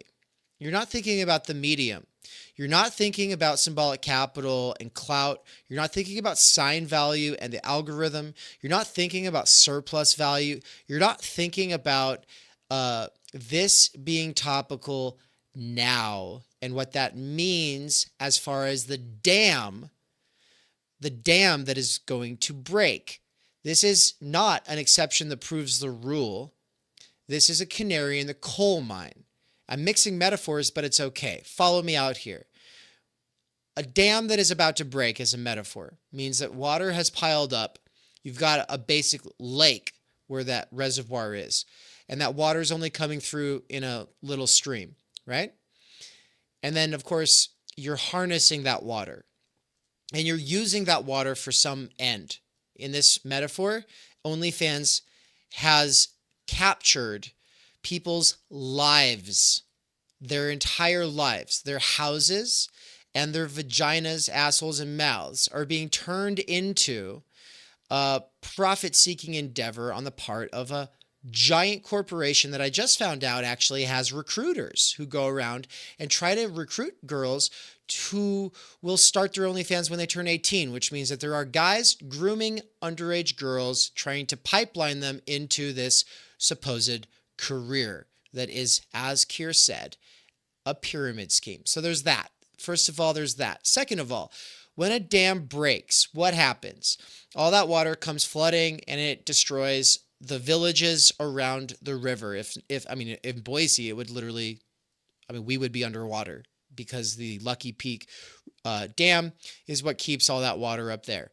And then it gets sent through canals to water farms and run electricity. It's fantastic. And then we live where our lake used to be. It's very cool technology. Too bad for the fish. Environmentalists don't like it, but it is what it is. All right. And so there's that. But when the dam break metaphor is being taken to OnlyFans, we're talking about this difficult to pin down, yet nonetheless real line between doing something on the internet and doing something IRL. Being a model on OnlyFans is a cam girl job. Having sex in an Airbnb with 100 of your fans is officially in prostitution territory. Now, of course, we could also make this argument that all of it was prostitution all along, but if these girls thought they were doing one thing and not the other thing, the dam is breaking. That's the point. So good news for anybody who was hoping that would happen, but for everybody who was like not looking on their horizon of possibilities and thinking that's probable or scary, welcome to the future. That's where we're at now. That's likely going to be normal. That'll likely be a way that a lot of guys lose their virginity now. That's the way that one of my best friends who passed away a couple years ago lost his virginity when he was 13 years old. He went on a road trip to Nevada where brothels are legal, and he lost his virginity at the age of 13. That was like back in the freaking 1930s or I don't know. I mean 50s, 1950s. I don't know. It was a long time ago. I don't know. Can't do math right now. But the point is this. The dam is breaking. This is a thing about critical media theory. This is a thing about algorithmic capital. This is a thing about clout and sign value versus symbolic capital, and how people get those categories conflated to their own detriment. All right, let's keep going. She's crying on X. There's a lot of the weird... last of those points that I was, so she's going to do 1,000 now. That's right. So someone in the chat was saying, oh, well, this will look weak compared to the stuff we'll see in the next year. Yeah, it'll look weak compared to her next record she's setting in February. So let's keep going. And that's the other thing. She cried and then said, next I'm doing 1,000. So let's keep going.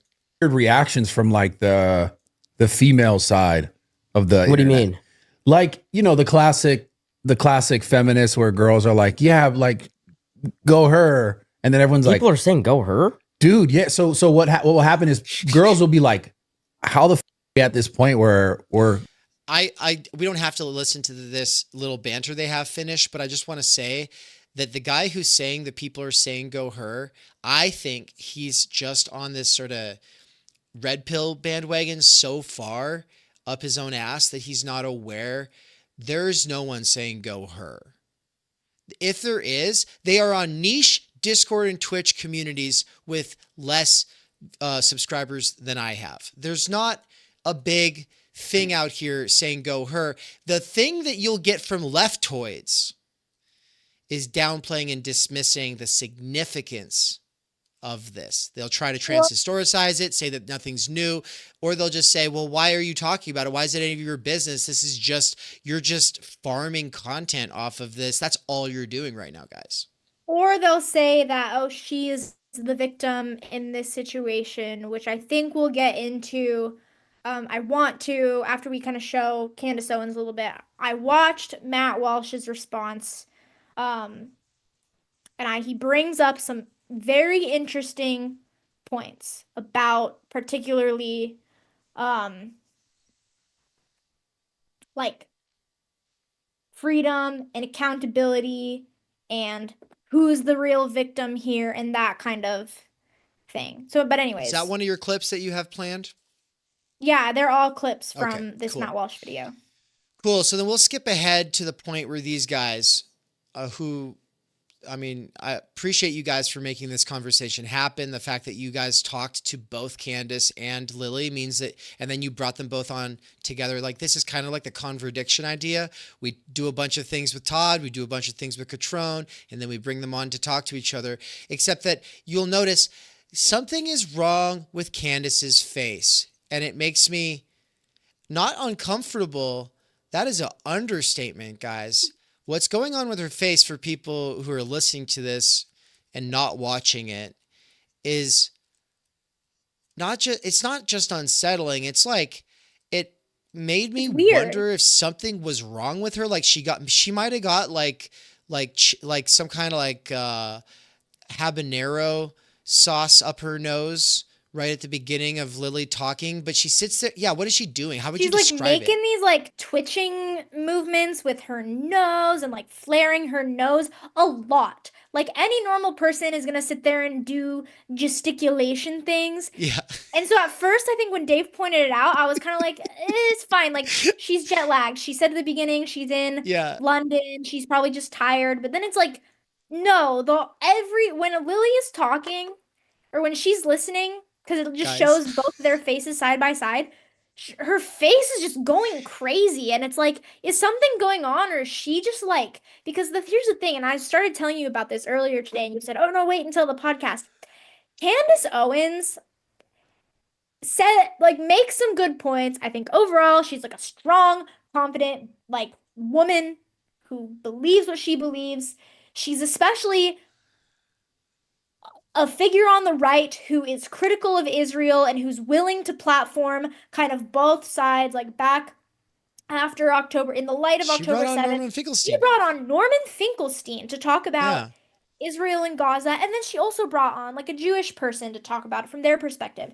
So that's why she ended up, I believe, leaving or getting fired from the Daily Wire platform, is because of the It tension was. that was created with Ben Shapiro. So it's like I admire that about her, but oh man, she is very extreme in her views and very, very, very Christian. Like I was telling Dave in the car, she got married to her husband, I think, like a week or two. Like they met and it was like boom, instant marriage. And she has maybe, I want to say 3 to 5 kids. So she's uber, uber, uber Christian. Like when we talk about far right people, I don't necessarily say it in like a derogatory way, but like she's right wing. Oh, she's right wing Christian. And so I'm like, was she making these faces because she's just so uncomfortable with Lily Phillips' presence that she can't like hold it together? Because just what I do know about her, it's not like I listen to Candace Owens that often, but I just do know that like her sentiment is very, very puritanical, very, very conservative, very, very Christian, or religious. Why? I guess I don't know if she's so maybe Catholic. But yeah, so it's just her facial expressions are weird, and it's like, is something going on? Is she sick? Is she just a bad listener and like not aware of her facial expressions? Or was she genuinely uncomfortable being in the presence of Lily Phillips because of her religiousness? Right. And So that's that's the our thing is, preface. that's the thing is, it's either performative virtue signaling or it is fully habituated, bathed in the blood of Christ, born again, 100% convinced like this is the most vile woman on the internet that she's speaking to, and therefore she's like having these reactions. And I tend to play the believing game. I don't like to do this thing where people call people grifters and then try to, like, for instance, like you play that clip of Candace saying that the only thing Hitler did wrong was invading other countries and trying to take over the world, which obviously then is like, oh, so then she must hate Jews. But also, like, when you're trying to make a point and you say something like that, especially if you're just like not the biggest brained person in the world, stuff like that happens. I do it all the time. I should know. And so, like, I don't want to assume that she's a grifter. I think that calling people right-wing grifters is one of the worst forms of leftoidism out on BreadTube. But and also that just playing the believing game, I feel like we get a lot further if we take the commenter seriously, even if they're trolling. I think we get a lot further if we take the grifter seriously, even if they're playing a role, because at the end of the day, they're functioning as a proxy for someone else who does believe them.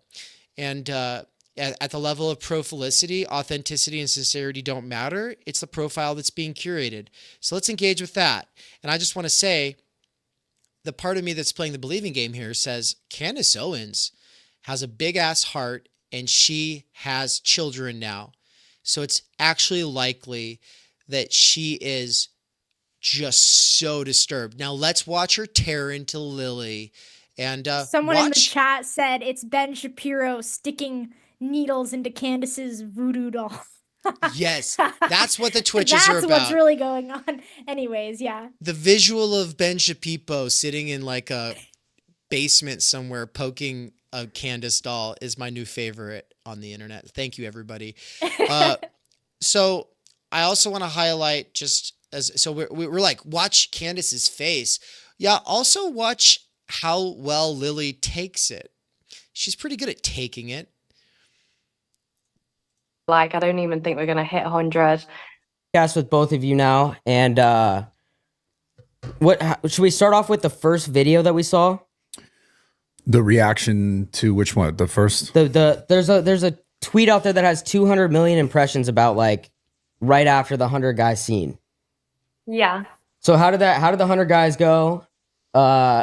Financially, how'd it go? And then also like physically, how was that? More. Let's talk mentally. Let's not talk mentally. Let's not physically. So, I mean, obviously, it was a very exhausting day. And very, very stressful, very hard. At some points, we were like, I don't even think we're going to hit 100. Face switches. And stuff like that. It also looks like she's trying to stop herself from puking sometimes. Either that it was or very she long just day literally at could work. be like so exhausted. Like, ever like you're sitting in class and you are about to fall asleep that you literally just have to like twitch and move to stay awake. Like, this could be just like she expressed in the beginning that she was jet lagged because her husband's from the UK. So it just could be that. We could just be reading into it. But anyways, it is. I'm starting a poll that says Simon Thompson said it's the Zizikian Twitch. Yeah. She's been watching too much Zizek recently. That's real though. You do pick it up. I touch my nose more because I watch Zizek. Is Candace trying to? Sorry, I'm gonna start a poll that asks a question about Candace's mannerisms. But first, before I push the poll, I'm going to let you all watch a bit. And as soon as I finished, you know, this documentary team was kind of filming everything. And I don't think I got a second to really shower or have any kind of think about anything until they kind of started probing me for questions and was putting a camera in my face, asking me, you know, what about every little detail. And so, yeah, I mean, obviously, I'm sure you guys have seen the clip of me where I'm very, very overwhelmed. It was a very intense experience and, a very stressful day at work. I'm sure everyone has them days where they come back from work and, it's intense and they have a little cry. Before Candace, you respond, Lily, was Bradley one of the 100? What is this? Sadly not, I wish. Oh no. I wasn't there. You can be there for the 1,000 though. No, I can't partake in this. All right, I can't. Candace. I like how he's like, I can't partake in this. Yeah, good job, man. Thanks for saying that. So Lily just talked about how it was a hard day at work, and now you saw the clip of her being emotional after. What's your whole take on all this? Well, first off, I feel like I should say most people don't have a hard day of work like that. I think obviously what you're doing is kind of a bit of an extreme sport, right? Putting it mildly. But I think one of the questions that I just have about that is, it seems like now you're kind of trying to make light of the situation, but in the moment, you were crying. And I get obviously what attracts you to this. I'm not gonna be patronizing in these questions. It's money and it's fame. These are demonic possessions. What people will do for this sort of attention. You're getting a lot of it right now because you've done something. You're saying you're going to do something that no person has done and sleep with 1,000 people in one day. But how do you ignore what you felt after that and how you felt after that and just put on a happy face and pretend that it's normal when it so clearly was not? Like, you clearly were traumatized by the experience. I personally don't think I was traumatized. I chose to do this. Sorry, the people saying that she's trying not to sneeze or that she's jet lag. She's not doing these facial twitches until Lily talks. It's very clear. Was something that I wanted to do. I mean, I'm not going to sit here and say it was fucking easy, but I don't think I was traumatized from it at all.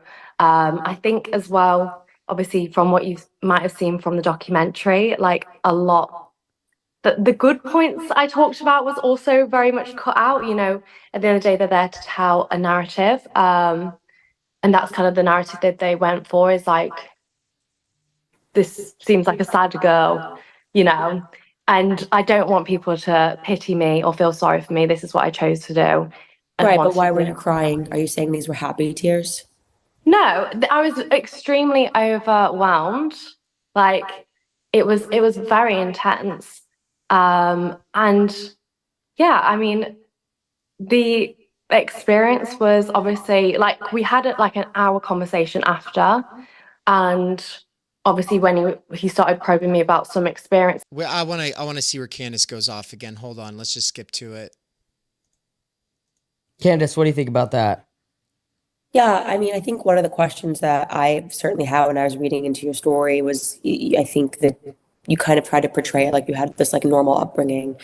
And I obviously don't buy that because I have children and I have a daughter. And your mother being involved in this signals to me that you had anything but a normal upbringing, because there's no mother that would spiritually want to see her child violated like that, because that's what it is, whether you perceive it or not. Your mother is watching you or helping you or dealing with the finances of you being violated 100 times in one day. And so I was very disturbed by that more than anything else. Is like I've heard of OnlyFans girls. I've sat down with them, you know, respectfully on the whatever podcast, and a lot of them have stories and they understand that, you know, my mom, my dad, my upbringing didn't do this. You know, it led me to this choice in life. But you don't seem to have recognized your mother's abuse in this, which is quite alarming to me. So I'm just curious about your relationship with her. I mean, my parents definitely don't describe having sex as, what did you say? Sorry, abusive or Violating. I don't think it's abusive. I think You said your daughter violating. being violated 100 times by strangers is abusive. So my parents don't describe sex as being violated. They don't really see it in that way. They know I've always been very liberal, and to be honest, my parents, they don't necessarily, they're not coaching me into it. They're not telling me, please keep having these people at all. The Matt Gilbert, you asked who is this person? Just go back to the beginning, please. We do this on YouTube so we don't have to repeat ourselves. We do it on YouTube so you can go back and speed up. We would do it on Twitch if we wanted to constantly explain what we're doing, but there's a whole thread of thought here, and we've covered so much ground. We're not going to repeat ourselves. Anne, do you have eyes on chat? Not at the moment. I've kind of been going back and forth so as not to get overly distracted by it. Okay. So I just want to touch on a couple of things really quick. Anti-YouTube trad said, I like Candace, but she wasn't violated. Lily violated society, if anything. And TankyBot said, yeah, I don't get anyone who feels sorry for her. Disgust, yes, but sorry, nope. I feel like that's a good segue into the Matt Walsh clips. Because just thinking, Dave, about time, I do need to like eat before I head back to work this evening. Well, let me say the last thing I have to say about her crying then, because we have had it paused at her crying here, and someone just said that these are fake tears. I think that if you think that these are fake tears, you're a pervert in the clinical sense, or you're just stupid. So I mean, I don't know. Sense of like, it's just unless you think you could have sex with 100 people in one day and not cry at the end of the day. Okay. It's a different feeling. I don't know how to explain it. Like, It's not like just having sex with someone. yeah, just one in, one out. Like it feels intense. Like more intense than you thought it might. Definitely. Sorry. Okay. Just take Yeah, 1 minute. So then she goes on to explain why she's crying, and that's why I felt like I have to put away this bookmark. I have to close it out. It's just this.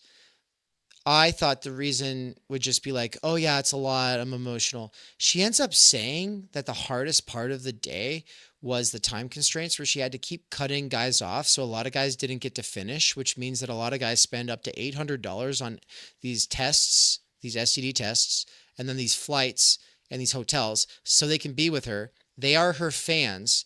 And then in several cases, guys are saying to her, what, you're not going to let me finish? And she's like, you got to go, you got to go. Because the goal was within a reasonable amount of time. So every guy only gets 5 minutes. And guy, if you can't get off in 5 minutes, you're done. And so it was extremely hard for her to let her audience down. This is a deep thing. You could write an essay or a book about it. Anyone here who really thinks about it, there's so much there. But I'll just say it like this. That is fucking audience capture if I've ever heard of it. Now, we could say that this is post hoc rationalization of her crying response to a real situation that she only understands somewhat through the symbolic and the imaginary, but there's something real going on that she can't really integrate. And so then she rationalizes it. We can say that. But also we can just say this is fucking audience capture if she's actually hit the nail on the head here.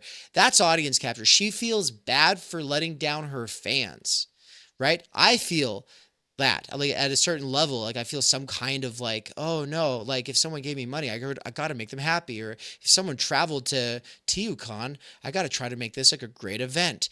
And she's got that times a million.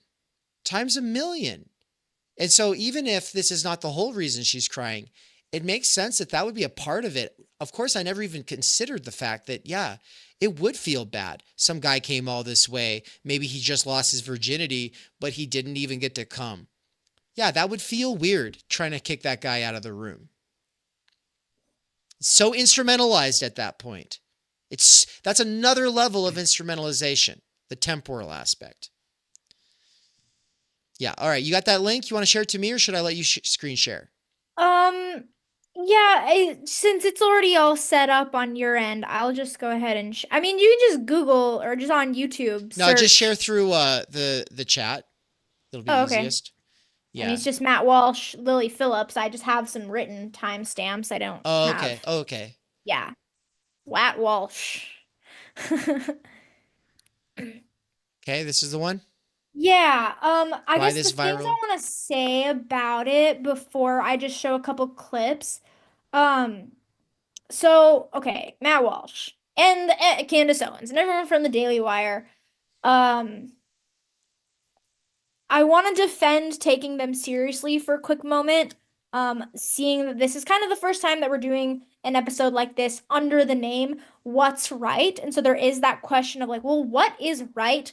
What is good? What is truth, justice, beauty, love? Like what, talking about those and taking those ethical questions seriously. And then the other question is like, well, what is right? And exploring kind of these more socially conservative ideas or just taking ideas that get called right-wing dog whistles or conservative seriously. And so I think if we're gonna take seriously the alternative ideas or the opposite ideas to the left right now, or progressives or Democrats, then we need to look at like the mainstream right perspectives. And while I don't agree with a lot of the things from the people of the Daily Wire, like for example, there was a clip where I think it was Michael Knowles, was like bragging about how he doesn't know how his washer and dryer works in his house because that's his wife's responsibility. I go, you're a fucking useless piece of shit. Like, so they do, some of them have these kind of more regressive either views or like conclusions to their views. And so some of the things that Matt Walsh says here, like I don't necessarily 100% agree with, but we have like these people are the figureheads of this right or this new right or this online right, especially someone like Brett Cooper, who just left the Daily Wire. She was bringing in a lot of young people. So I think we have to take the Daily Wire seriously as a platform, and we need to, or people like it, like just see what the narrative is. And so I watched this video because I was curious. What does Matt Walsh have to say? Dave and I enjoyed his Am I Racist documentary. And so let's go to the 2 minutes and 15 seconds in to start, and we'll play like a minute and a half clip from there. Okay. And I've said it to several people. I'll keep repeating myself. I hope eventually all of our fans, hopefully we'll have fans eventually, and they'll all know how to play the game here. But when people who don't know what's going on start asking questions that have already been answered, start explaining to them how to go back and play forward. We got a lot of boomers. It's okay. We're all boomers at heart in various ways. That's just the condition of the post-class fractured mass, baby. So you want me to go in 1 minute and how far? 2 minutes and 15 seconds. 2 minutes and 15 seconds. Got Yeah, it. about there. Headline: Shame on the men exploiting Lily Phillips. Not shame on Lily Phillips, shame on the men. So there's been a lot of that. And this is the way it goes now.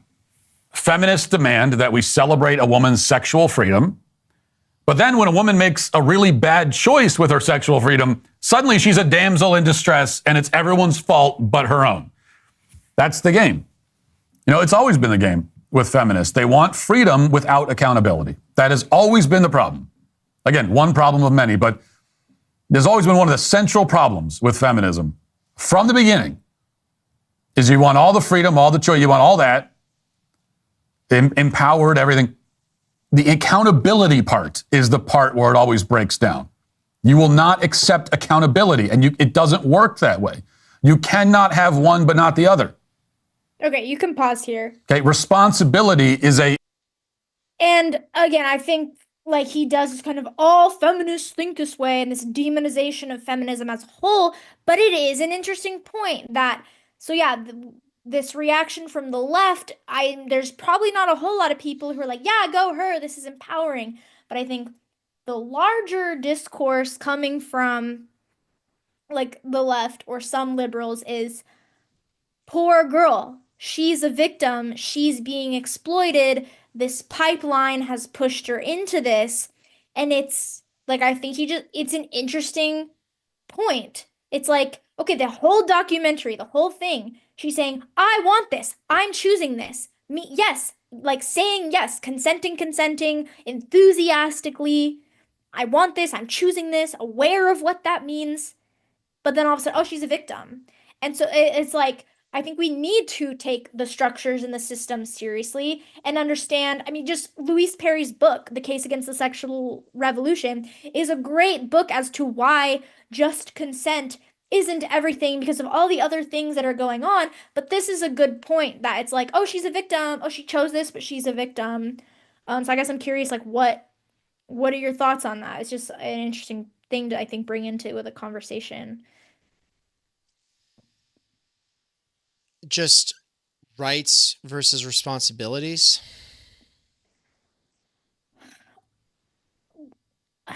Maybe then to better get at this, we should go to the next clip because it kind of from this video because it kind of goes along with this.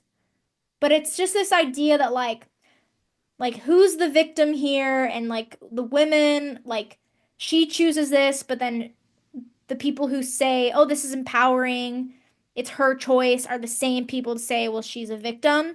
But go to the 5-minute mark because he talks about like the male versus female victims and just this idea of like victimhood and who's to blame here and who's accountable and emotionally. So if she is a victim, why aren't they? In fact, if she's being exploited... Why aren't they being who? The men who participated. Oh. And also, someone in the chat had asked if the men got interviewed. A few of them did. All of the men involved with this had their faces blurred. Not a single other person involved with her team, except for her, had their face blurred. Fun fact.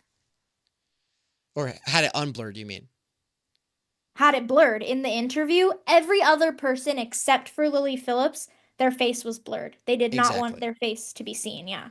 Which really ups the, oh, this is a shameful thing ante, but that is also a potential director's choice. And so I want to keep that in mind because it could be that a lot of these people, or at least a handful of these people, would have been fine with her face being in it, but the director's choice was, no, let's keep this focused on me and her, and these guys are just this swarm. I'm not going to let them have a face in this.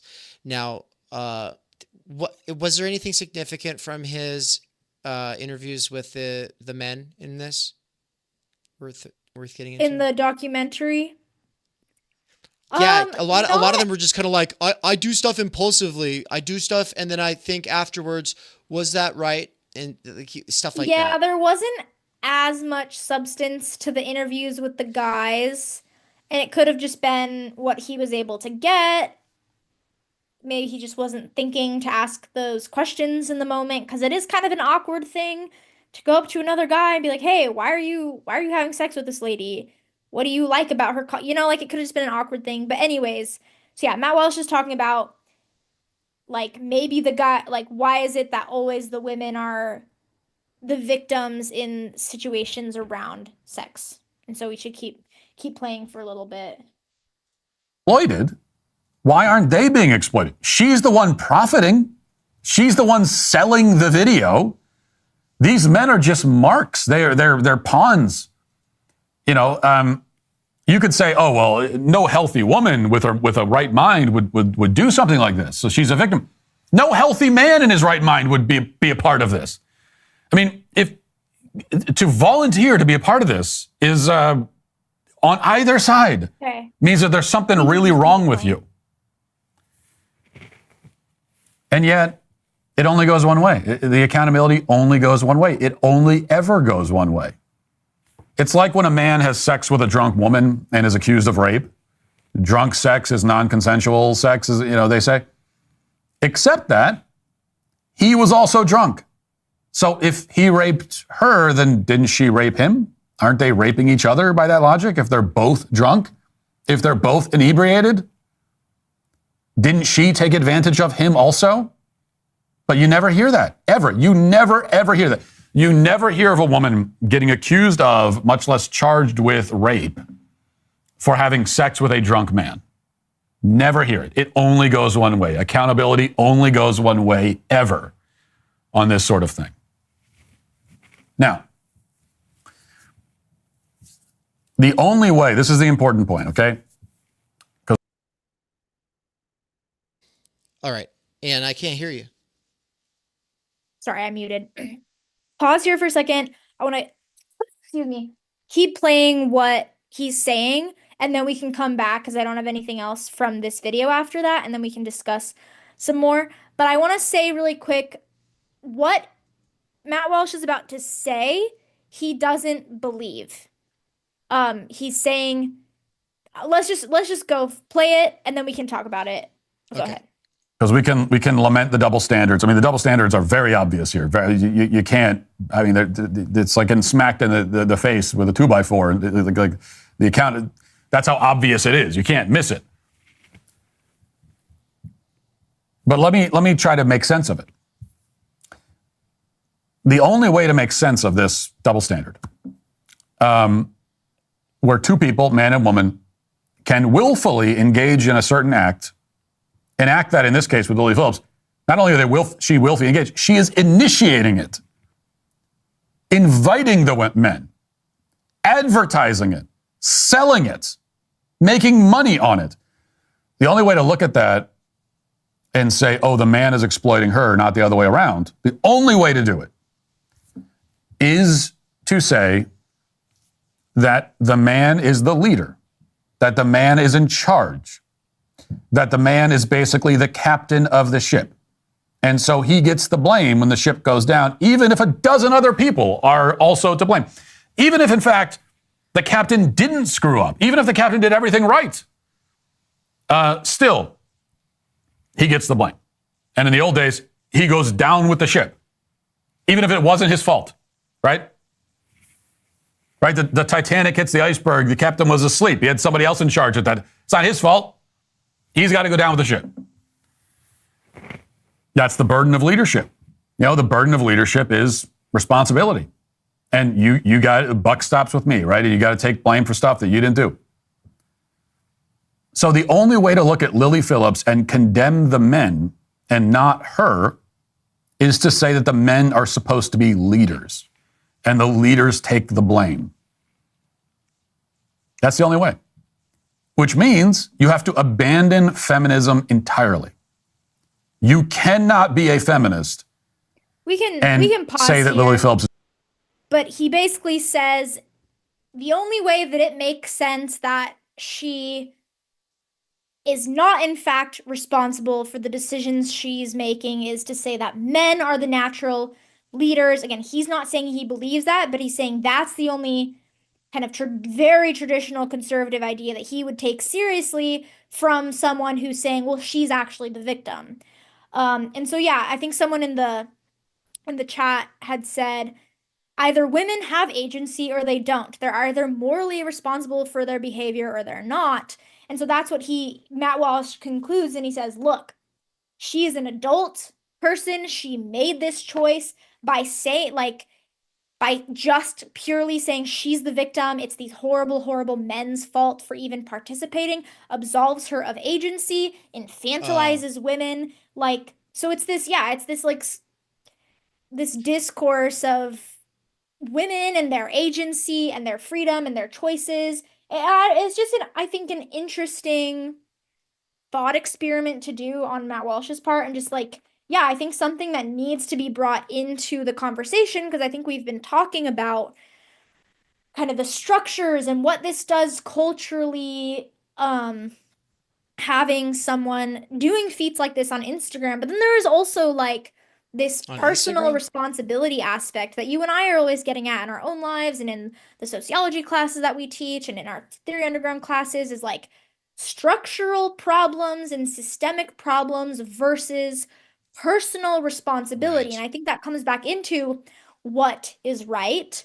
And we can say there's something terribly wrong going on algorithmically, going on in the media and in the mediums that is pushing and encouraging young girls and even young guys to get into this type of work. But then there is this other aspect of taking some personal ownership and responsibility for our actions, what is right and wrong. And it's at the end of the day, yeah, so Matt Walsh's conclusion is, I feel no sympathy for her or the guys who participated because they chose this.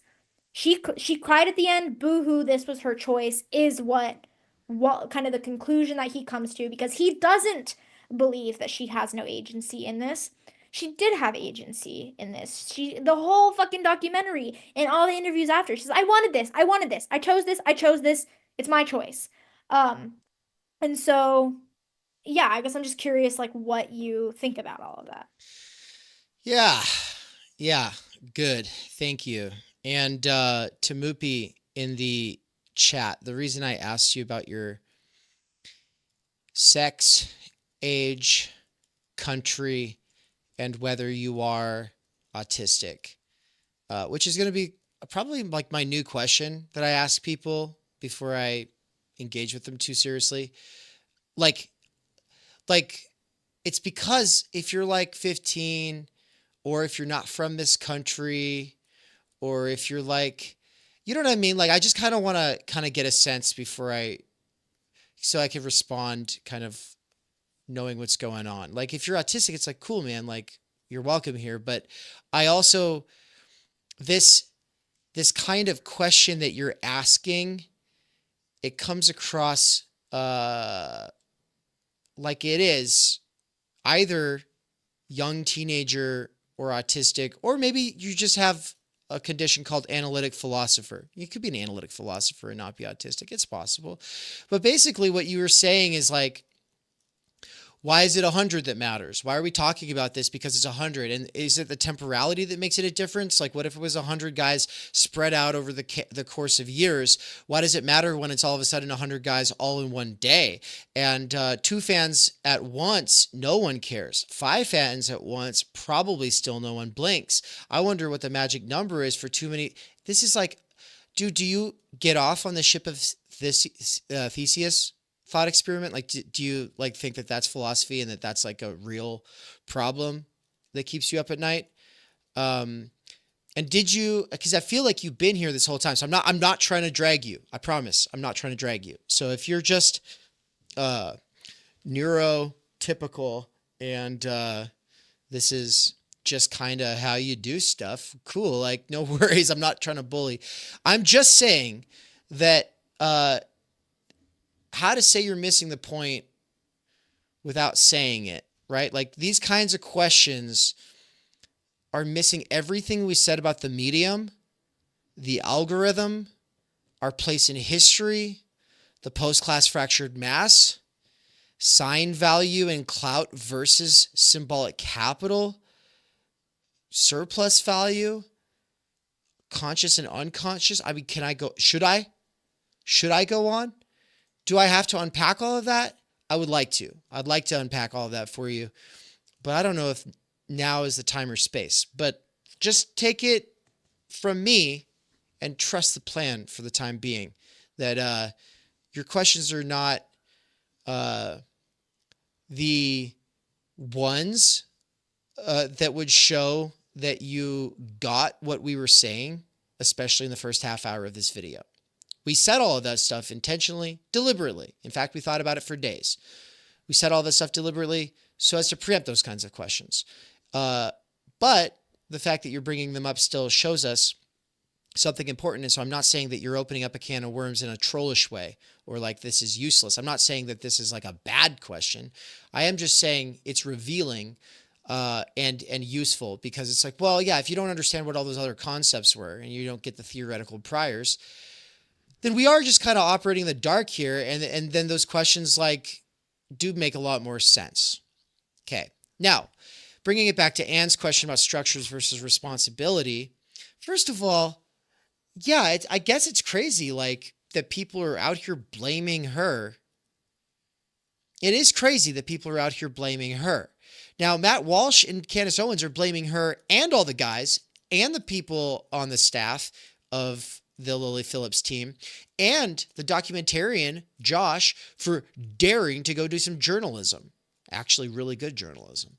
So that's just kind of that conservative cringe, whatever kind of thing that they do, you know? Let's blame everybody involved. They're all to blame.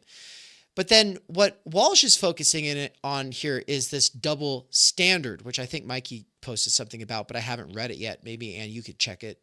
So that double standard thing and responsibility versus structure. It's like, to me, everything interesting going on here is a structural thing.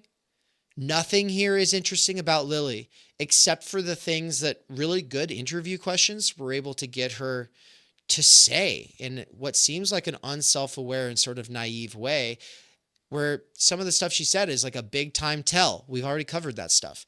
Big time tell that she didn't know that she could get AIDS from spoken to mouth. Is that where that comes from? Moments like that.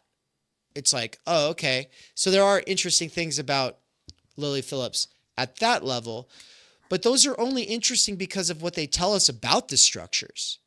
So like, what does it mean to like hold her responsible? Like, I think if we were to like put on our little Antifa hats and play the believing game that like bread tubers are usually correct about things, if we were to dupe ourselves that hard, well then Matt Walsh and Candace Owens are actively fascist.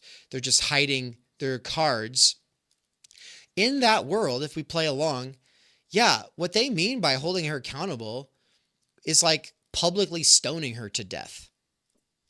Now, in a conservative light version of that, it gets taken down from any platform where people try to talk about it, so that children aren't seeing that, so that little girls aren't being told they can make millions of dollars easily and it'll be fun, right? So like there would be some censorship in the conservative light version of things. What else does responsibility mean in this context? When we're talking about statecraft, do we mean making an example of her? So like, what does that mean? Because like, I mean, you could cancel her. Nothing Matt Walsh and Candace are doing felt super cancely, like they're out here, but maybe they are. Maybe they're on X actively calling for her to be taken off of everything and have her bank accounts frozen and trying to send dead animals to all of her family members and make up lies about her. Maybe there's a cancellation involved. I'm sure that she's getting a lot of hate mail right now from people who think that she's the worst person ever. But like, when they talk about responsibility, are they talking about the fans and their audiences needing to hold her and the men responsible? Or are they thinking in terms of statecraft and actually bringing in repressive measures to counter liberalism? Probably not based the way that they would do it, but some kind of repressive measures to counter liberalism. Absolutely. Here at What's Right, we'll say that's based as fuck. Now, I think I would disagree with what repressive measures to bring in. And considering the fact that we have zero power and these guys are being paid by billionaires who also fund the Republican Party and probably the Democratic Party, they actually might have some kind of they might be this conversation about the rights versus responsibility versus rights and responsibility versus structure, that whole thing that he's bringing up might also be a Trojan horse for the kinds of repressive measures against liberalism that are so punitive that they would backfire by making us all liberals again. Right? So I don't know what the fuck he's talking about. I don't know where he's genuinely coming from. It's really hard for me to know how smart he is, where he gets his talking points from, if the talking points are really just things that he came up with a couple of close people at a meeting earlier in the week, or if they're being disseminated by Peter Thiel or Koch brothers or whatever. I don't fucking know. And so let's just play the believing game and do this face value thing and bracket out the bigger, broader statecraft implications. And then I'll just say, yeah, at our interpersonal level, Anne and I are constantly bothered by the leftist inclination to bracket out the individual and just say it's just structures, guys. We're bothered by Mikey and Nance and Benjamin as three of our favorite people on the planet who will always bring it back to structures, who don't like these discrete examples. And at the end of the day, I can be sympathetic. I went off on the Luigi Mangione thing, and that's a whole thing that we can get into. We'll have to talk about that later, yeah. Yeah, but I think for now, in close, we'll just kind of say, guys, that does keep us up at night. And it's a big question. And it's not easily answered by saying, oh, let's be ruthless with systems and kind to individuals. When at the end of the day, all we have are human beings making decisions. And yes, the structures make decisions behind your back, but also there is no way to stop or change anything without human beings reclaiming some kind of agency. So without my shit getting caught up in whatever Walsh's agenda is, I don't know what it is. I do have to say, at our interpersonal level, if your little sister is going down like this, you need to talk to her. If she doesn't know about the slippery pipeline that Alexandra talks about in the documentary, then you need to show that to her. And if your little brother thinks that this is a harmless way to lose his virginity, you also might want to have a conversation with, I'm saying at the interpersonal level, when you're going to bring someone in under your arm, if they respect you, not talking about unsolicited advice, we're talking individuals who love one another and look out for each other in terms of building back family, friends, and community, reclaiming love, nurture, natality, the kinds of things that we're all about here. Yeah, and then there's also just matters. Looking out for the people in our lives, but then also claiming some personal autonomy and responsibility for the direction that our life goes and the choices that we do make on an individual or an interpersonal level. Because I think this is kind of going back to something that I said way early on and kind of getting at, yeah, well, why, what's right? What is this podcast all about? Yeah, as we kind of close this episode out. we're thinking about what is good, what is beautiful, what is just, what is right, what is correct, what is ethical or moral.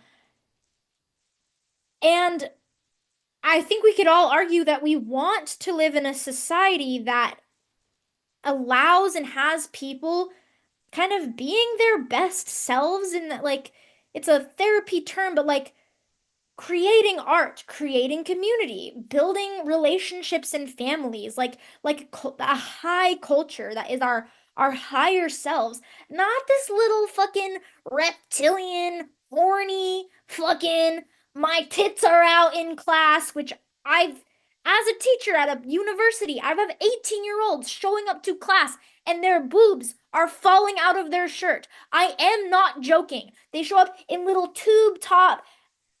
And wear whatever you want out in the summer, out in the sunshine. I think girls not being able to show their shoulders in high school is fucking stupid. If it's hot outside, shoulders are shoulders. But it's a whole nother level when I got girls in my college classroom at 9 a.m. with their fucking boobs out. Like, I'm not be I wish I could show you all a picture of like students that I have had.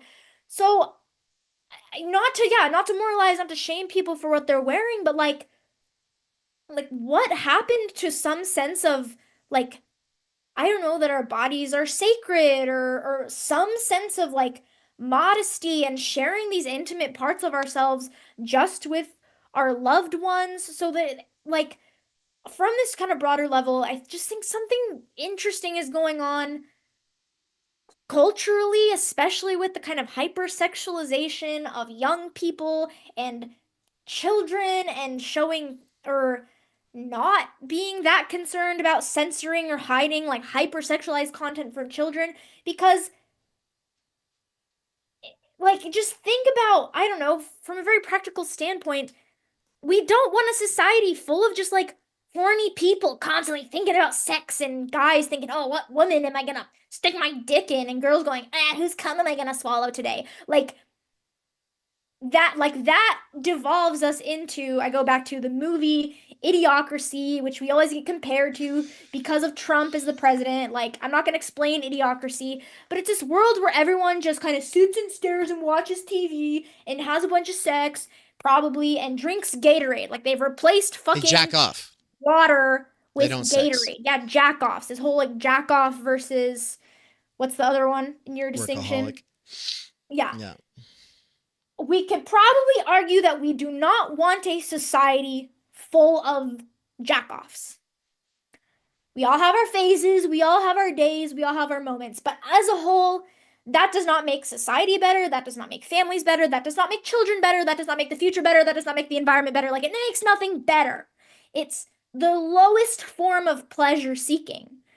Sex is not bad. Sex can be great to do, like, with couples, to make children, to go have orgies, go do your fucking orgies. Like, we don't care. We're not so puritanical about that.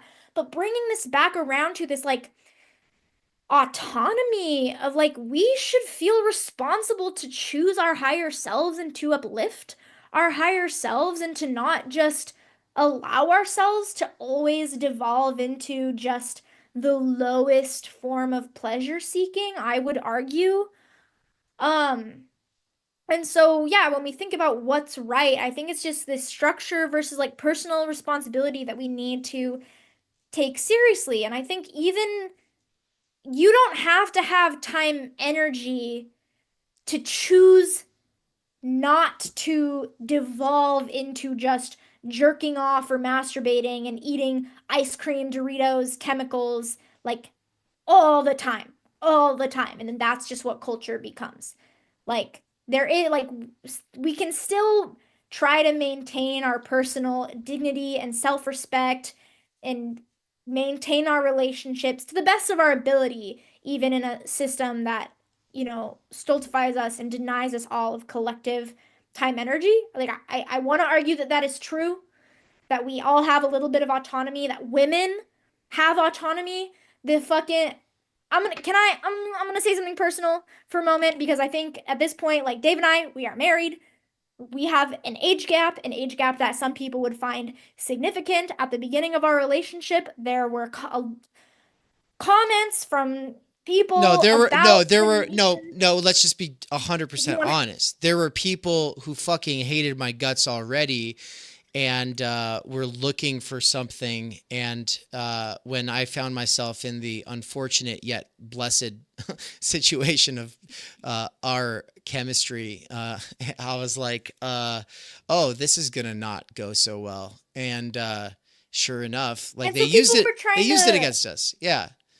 Yeah, and people were trying to say, "Oh, Dave's a groomer. Dave was bad. This is all," and it's like, I chose just because I am a woman, a relatively young woman, doesn't mean that I don't have autonomy, doesn't mean that I can't make smart, informed choices. And so it's like, yeah, the discourse that like just puts everything at either it's structural problems or everything is the fault of white cis men absolves women or black people or minorities of any like personal responsibility and accountability and choice and autonomy, and it's just pure infantilization. And so like obviously I'm speaking about this from I got a personal gripe with that because I was like infantilized by people saying that I was groomed when I was not groomed.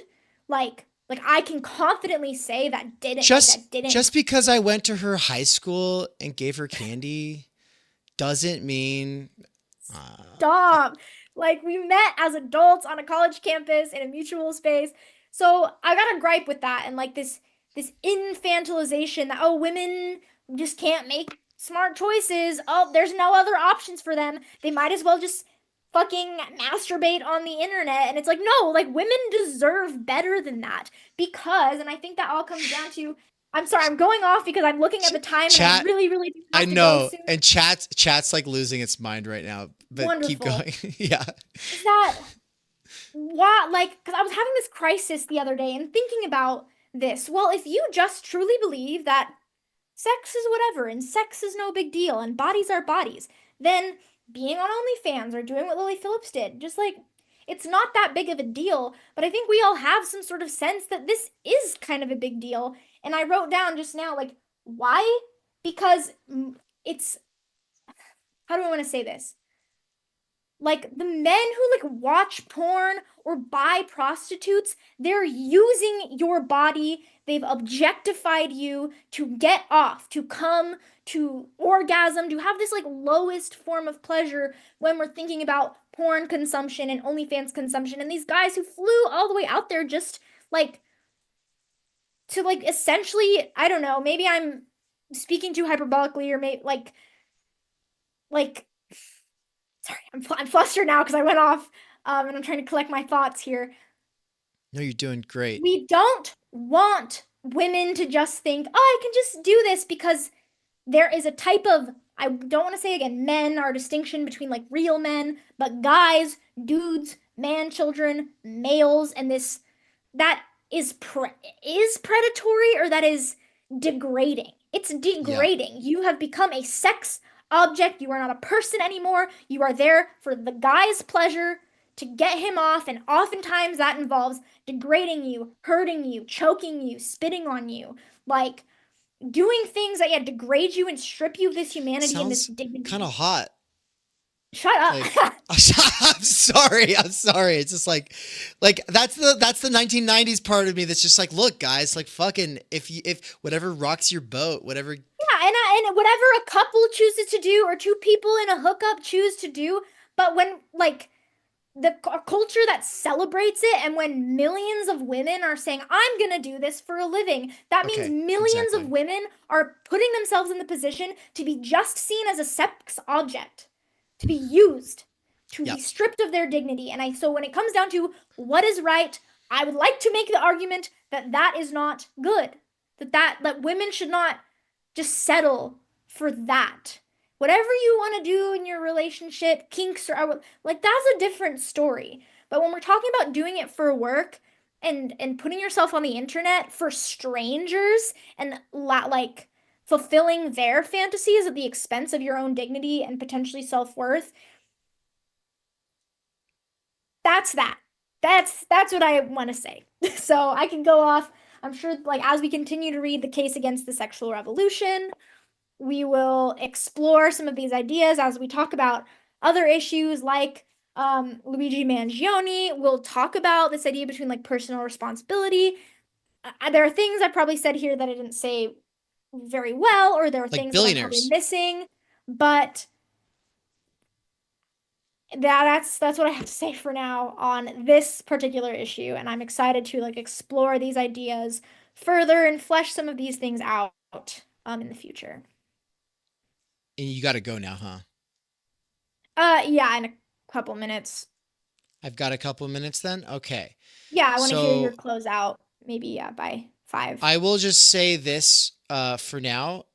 Mikey, I did him injustice, and I do have some closing thoughts that I'll share in a second here, but I first want to sort of highlight the fact that Mikey, I kind of put some words in his mouth, as well as obviously Nance and Benjamin's, and that's because I think that on the internet it's much more efficacious to just be unnuanced and then pick up the pieces later.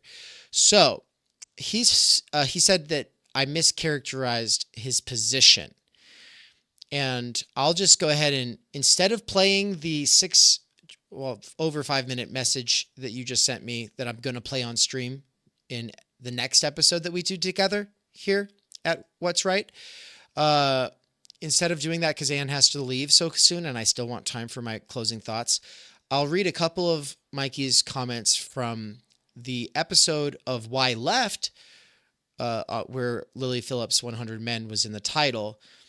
Mikey said, I feel the visceral shit, but ultimately Thompson was the meat puppet of capital.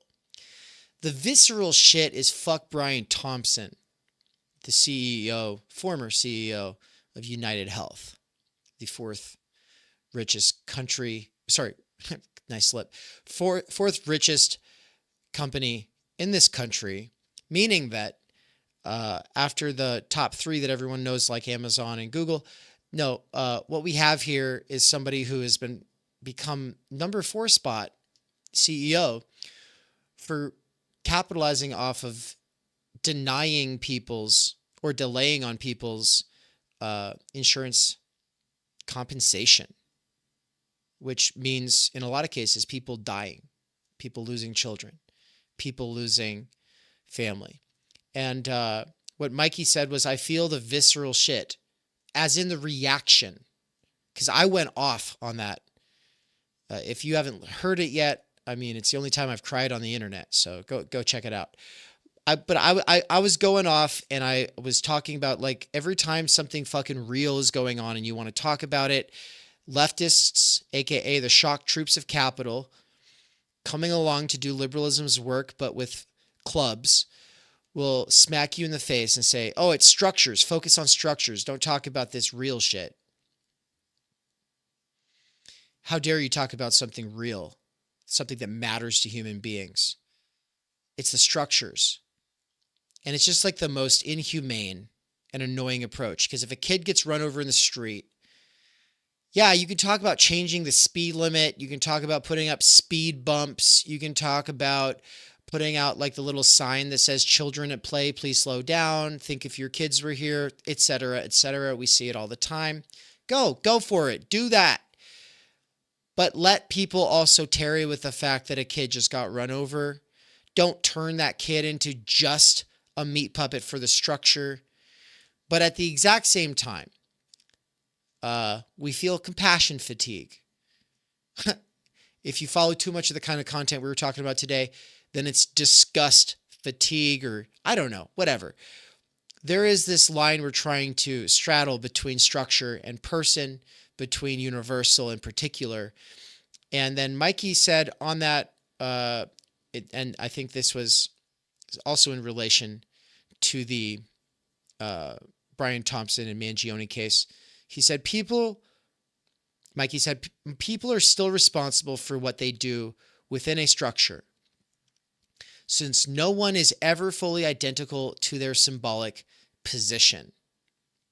And then he said that the only way that you can really square structure and personal agency is, wait for it, with Lacanian psychoanalysis. Mikey sent a 6-minute message on that. Mikey, if you'd like to jump into this Zoom call, you have the link. You can come on after the commercial break. Nance, you're also welcome. I'm here, and I'm just down to keep doing stuff after Ann has to go, but this episode has to close out. And so for now, I just want to thank you all. I know Ann is like rushing to get ready to go to the theater. She might pop in and say bye, but I know she's listening while she does this. And I'm here, yeah. Yeah, I think that we should play Mikey's voice message in the next episode, though. That way people have something to look forward to. You dig? Yeah. Yeah, Okay. yeah. There's a bunch of stuff we weren't able to get to. We want to talk about this debate. Supposedly, we all just have to get on board with calling STDs STIs now. And we think that that misses the point. We want to talk about worms versus reptiles and what kinds of higher beings are possible when it comes to the human if we stop doing the overtly Christian thing or like the sort of lame self-actualization thing and start talking about a more robust meaning for such terms. We want to talk about the things that were in the description of this episode, like the structural stultification of time energy, gerrymandering, befindlichkeit, the medium, and the PCFM, post-class fractured mass, as well as a bunch of other things. We're reconceiving freedom, reconceiving America, reconceiving culture. What does that mean? What are we trying to do? Well, I'm glad you're all here and along for the ride. You've heard of why I left, and now you know about what's right. It's an imprint of Theory Underground. It's a new podcast. If you like this kind of content, then it's great to have you. If you fucking hate this kind of content, but you're here anyway, and you think it's a big waste of time, gotcha. And with that, we'll be back later. Peace.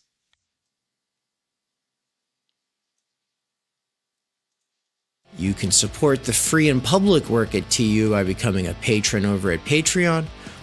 But if you would like to get involved and become a member at Theory Underground so that you can listen to special content that is not accessible to anyone else, or if you go up a subscriber level, actually join in the discussions, or at the top level, have us actually read your work, giving constructive feedback, and ultimately paving a way to potentially being a part of what we call the turn, then you'll want to become a subscriber. That's how you will access the ongoing courses and seminars. We've brought together Benjamin Studebaker's experience in political theory and science and philosophy with my critical social theory, phenomenology, existentialism, critique of political economy, critical media theory approach, combined with Michael Downes's fault line theory. You know, the CCRU versus Ljubljana School, or Žižek versus Land. And of course, how he brings those against one another and then transcends them through other thinkers like Baudrillard, who he'll be teaching an intro course to in 2025. All of us are teaching stuff in 2025 that rhymes or argues or goes together. And so the best way to accelerate your development getting into theory right now is to just become a subscriber at TU. Just go to the website, click get involved, and look, what I'm about to play for you all is a really special moment from our documentary that we're working on. An interview where Benjamin explains why he's supporting Theory Underground and getting involved as a active member here at the core of the teaching team. Yeah, so the thing that I notice is that a lot of people criticize the university, they criticize the left, they don't build an alternative institution. They will go, the university sucks, but you know what's great? Substack and Patreon and YouTube. And they'll lean into that. But that is a negation right? You guys don't do that. You guys are interested in sublating the university within the newly emergent media. Or you could frame it the other way, sublating the newly emergent media within the university, right? And so this, of course, will ultimately lead, if you take it where it goes, to a question of institutions and having actual economic, social role possibilities for theorists. This is the critical crisis, which is that there are still some very bright, very well-educated people, but they are not able to replace themselves. And because most of them have university positions, their level of interest in replacing themselves is to some degree compromised. Yeah. They don't have to worry that much about themselves. They don't have that much stake in it because they're already set up. However, because you are in the underground, you have some potential of being able to actually create an institution or structure which makes it possible for people to do theory in the future. This is something that, as far as I can tell, only you are doing. The thing about freeing Mikey from wage labor, this idea not only that your channel would free you from the Amazon job, but that this could grow in such a way that it could provide spaces for multiple people, and then those multiple people could interact in the way that they would in a monastery or in a university department. This is the revolutionary idea in terms of raising consciousness and making it possible for us to think in such a way that we could return even to the horizons of the tens and talking about things like Medicare for all in a not stupid, not bullshit way, in a serious way. To get to that point, we need to raise our level of ability to think. We need new intellectuals in our generation that are real intellectuals and not people who are running around scared of what the DSA or their university department thinks of them. You have the potential to actually make a real material intervention into not just knowledge production, but in Bildung, into the making of people. Yeah.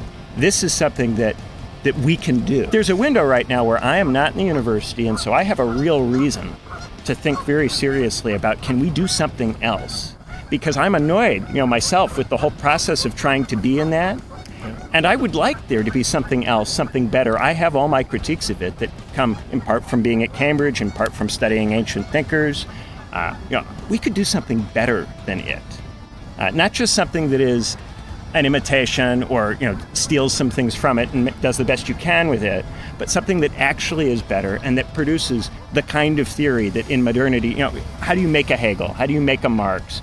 We have to reinvent this. It's no longer possible to do that. We've got to, I think, actually institutionalize in a material way, and this is the sense in which I will uphold the kernel of materialism, actually giving a shit about the structure and what kind of structure is necessary to give rise to a form of life in which this kind of really, really good work can be produced. We're about to be. All right, let me click the button, and 3, 2, 1, and all right, baby. All right. Now, what we're going to do is just keep you all busy for a second while I finish making the thumbnail for the new stream, and then we're going to raid from this stream to that stream so that we can get you all used to that rating thing as Theory Underground enters its fucking streaming year. Yeah, you all thought we stream a lot. You guys are idiots. You guys have no idea Wait what's till coming. you see what happens this year, dude. Yeah. We're about to go hard. We're about to go so hard. People are going to be like, what the fuck are they trying to do? And we'll say, fucking just wait and see. Come on. Trust the plan. Look, I have a parrot, dude. This is my parrot. Oh, Charlie. You guys know that I am friends with Nance, or I would not know that his little dog's name is Charlie and his big dog's name is Winston. And that's because I fucking know that. That's crazy. And Winston is named after your dad in this weird way. And your dad's name is not Winston. I keep forgetting that. Why is that again? Why is he named? Because your dad likes Winston Churchill. Or it's because of your dad that I was like, oh, Winston Churchill, that's a guy. And then when we got Winston, I was like, he looks like Winston Churchill, and he doesn't look like Winston Churchill. He's a fucking dog. Winston Churchill was a human. Fucking for the people in the back. There's people who needed to know that. Yeah. Yeah. But yeah. Okay, I got what you're saying now. Yeah. And also, Winston Churchill's middle name was Leonard Spencer. So it was Winston Leonard Spencer Churchill, Esquire, Captain Voldemort, or whatever. And Spencer Leonard. So Spencer Leonard is also named after Winston Churchill. Oh my God! Like from Platypus. I don't. That's proof I don't that know he if works that's for the true. CIA. That's proof that he works for Deep State. Wee woo, Deep State. Did you see that comment? The first comment on the live chat for today, the one that said about us being indirectly funded. They asked if we in were our being, chat. Yeah. They asked if we were being directly funded by the CIA, and they said indirectly, and I said, "What did I say?" I think no, I said, they're directly. Yeah. What's that, Mikey? You said. I said I'm still waiting for my check. Yeah. I think I said they're directly indebted to us. Yeah. You said no, we're not funded, but they are directly indebted to us. And they take everything we say very seriously. Yeah, dude. I swear to God, dude, paranoid rock hillians are like the biggest hate watchers of this channel. Hi. Yeah, hi guys. Yeah, welcome. Go fuck yourselves. Yeah, bye. Bye. Or that person who was just here, who was like, I don't waste my time on this kind of stuff. I don't think it's important. I was like, you're literally here right now. Was that the dude I banned in? Was that the dude I banned in the chat? Probably. Yeah, probably. Yeah. Don't be that guy, dude. I'm going to do this thumbnail to say structures, and then we'll get it going. Okay. So nice. Right now, is there anything in the chat that I need to know about before we close out? Anything cool? And did anyone say anything? And also, Mikey, you were just kind of just a regular peasant for a while in the chat. So I'm curious. Oh, Mills. So Good point, Mills. Look, I know you say you're going to play you asked me to send one, then you're not going to play it until the next episode. Just play it now or next episode. But I'm not going to repeat myself because everything's in the message I sent you.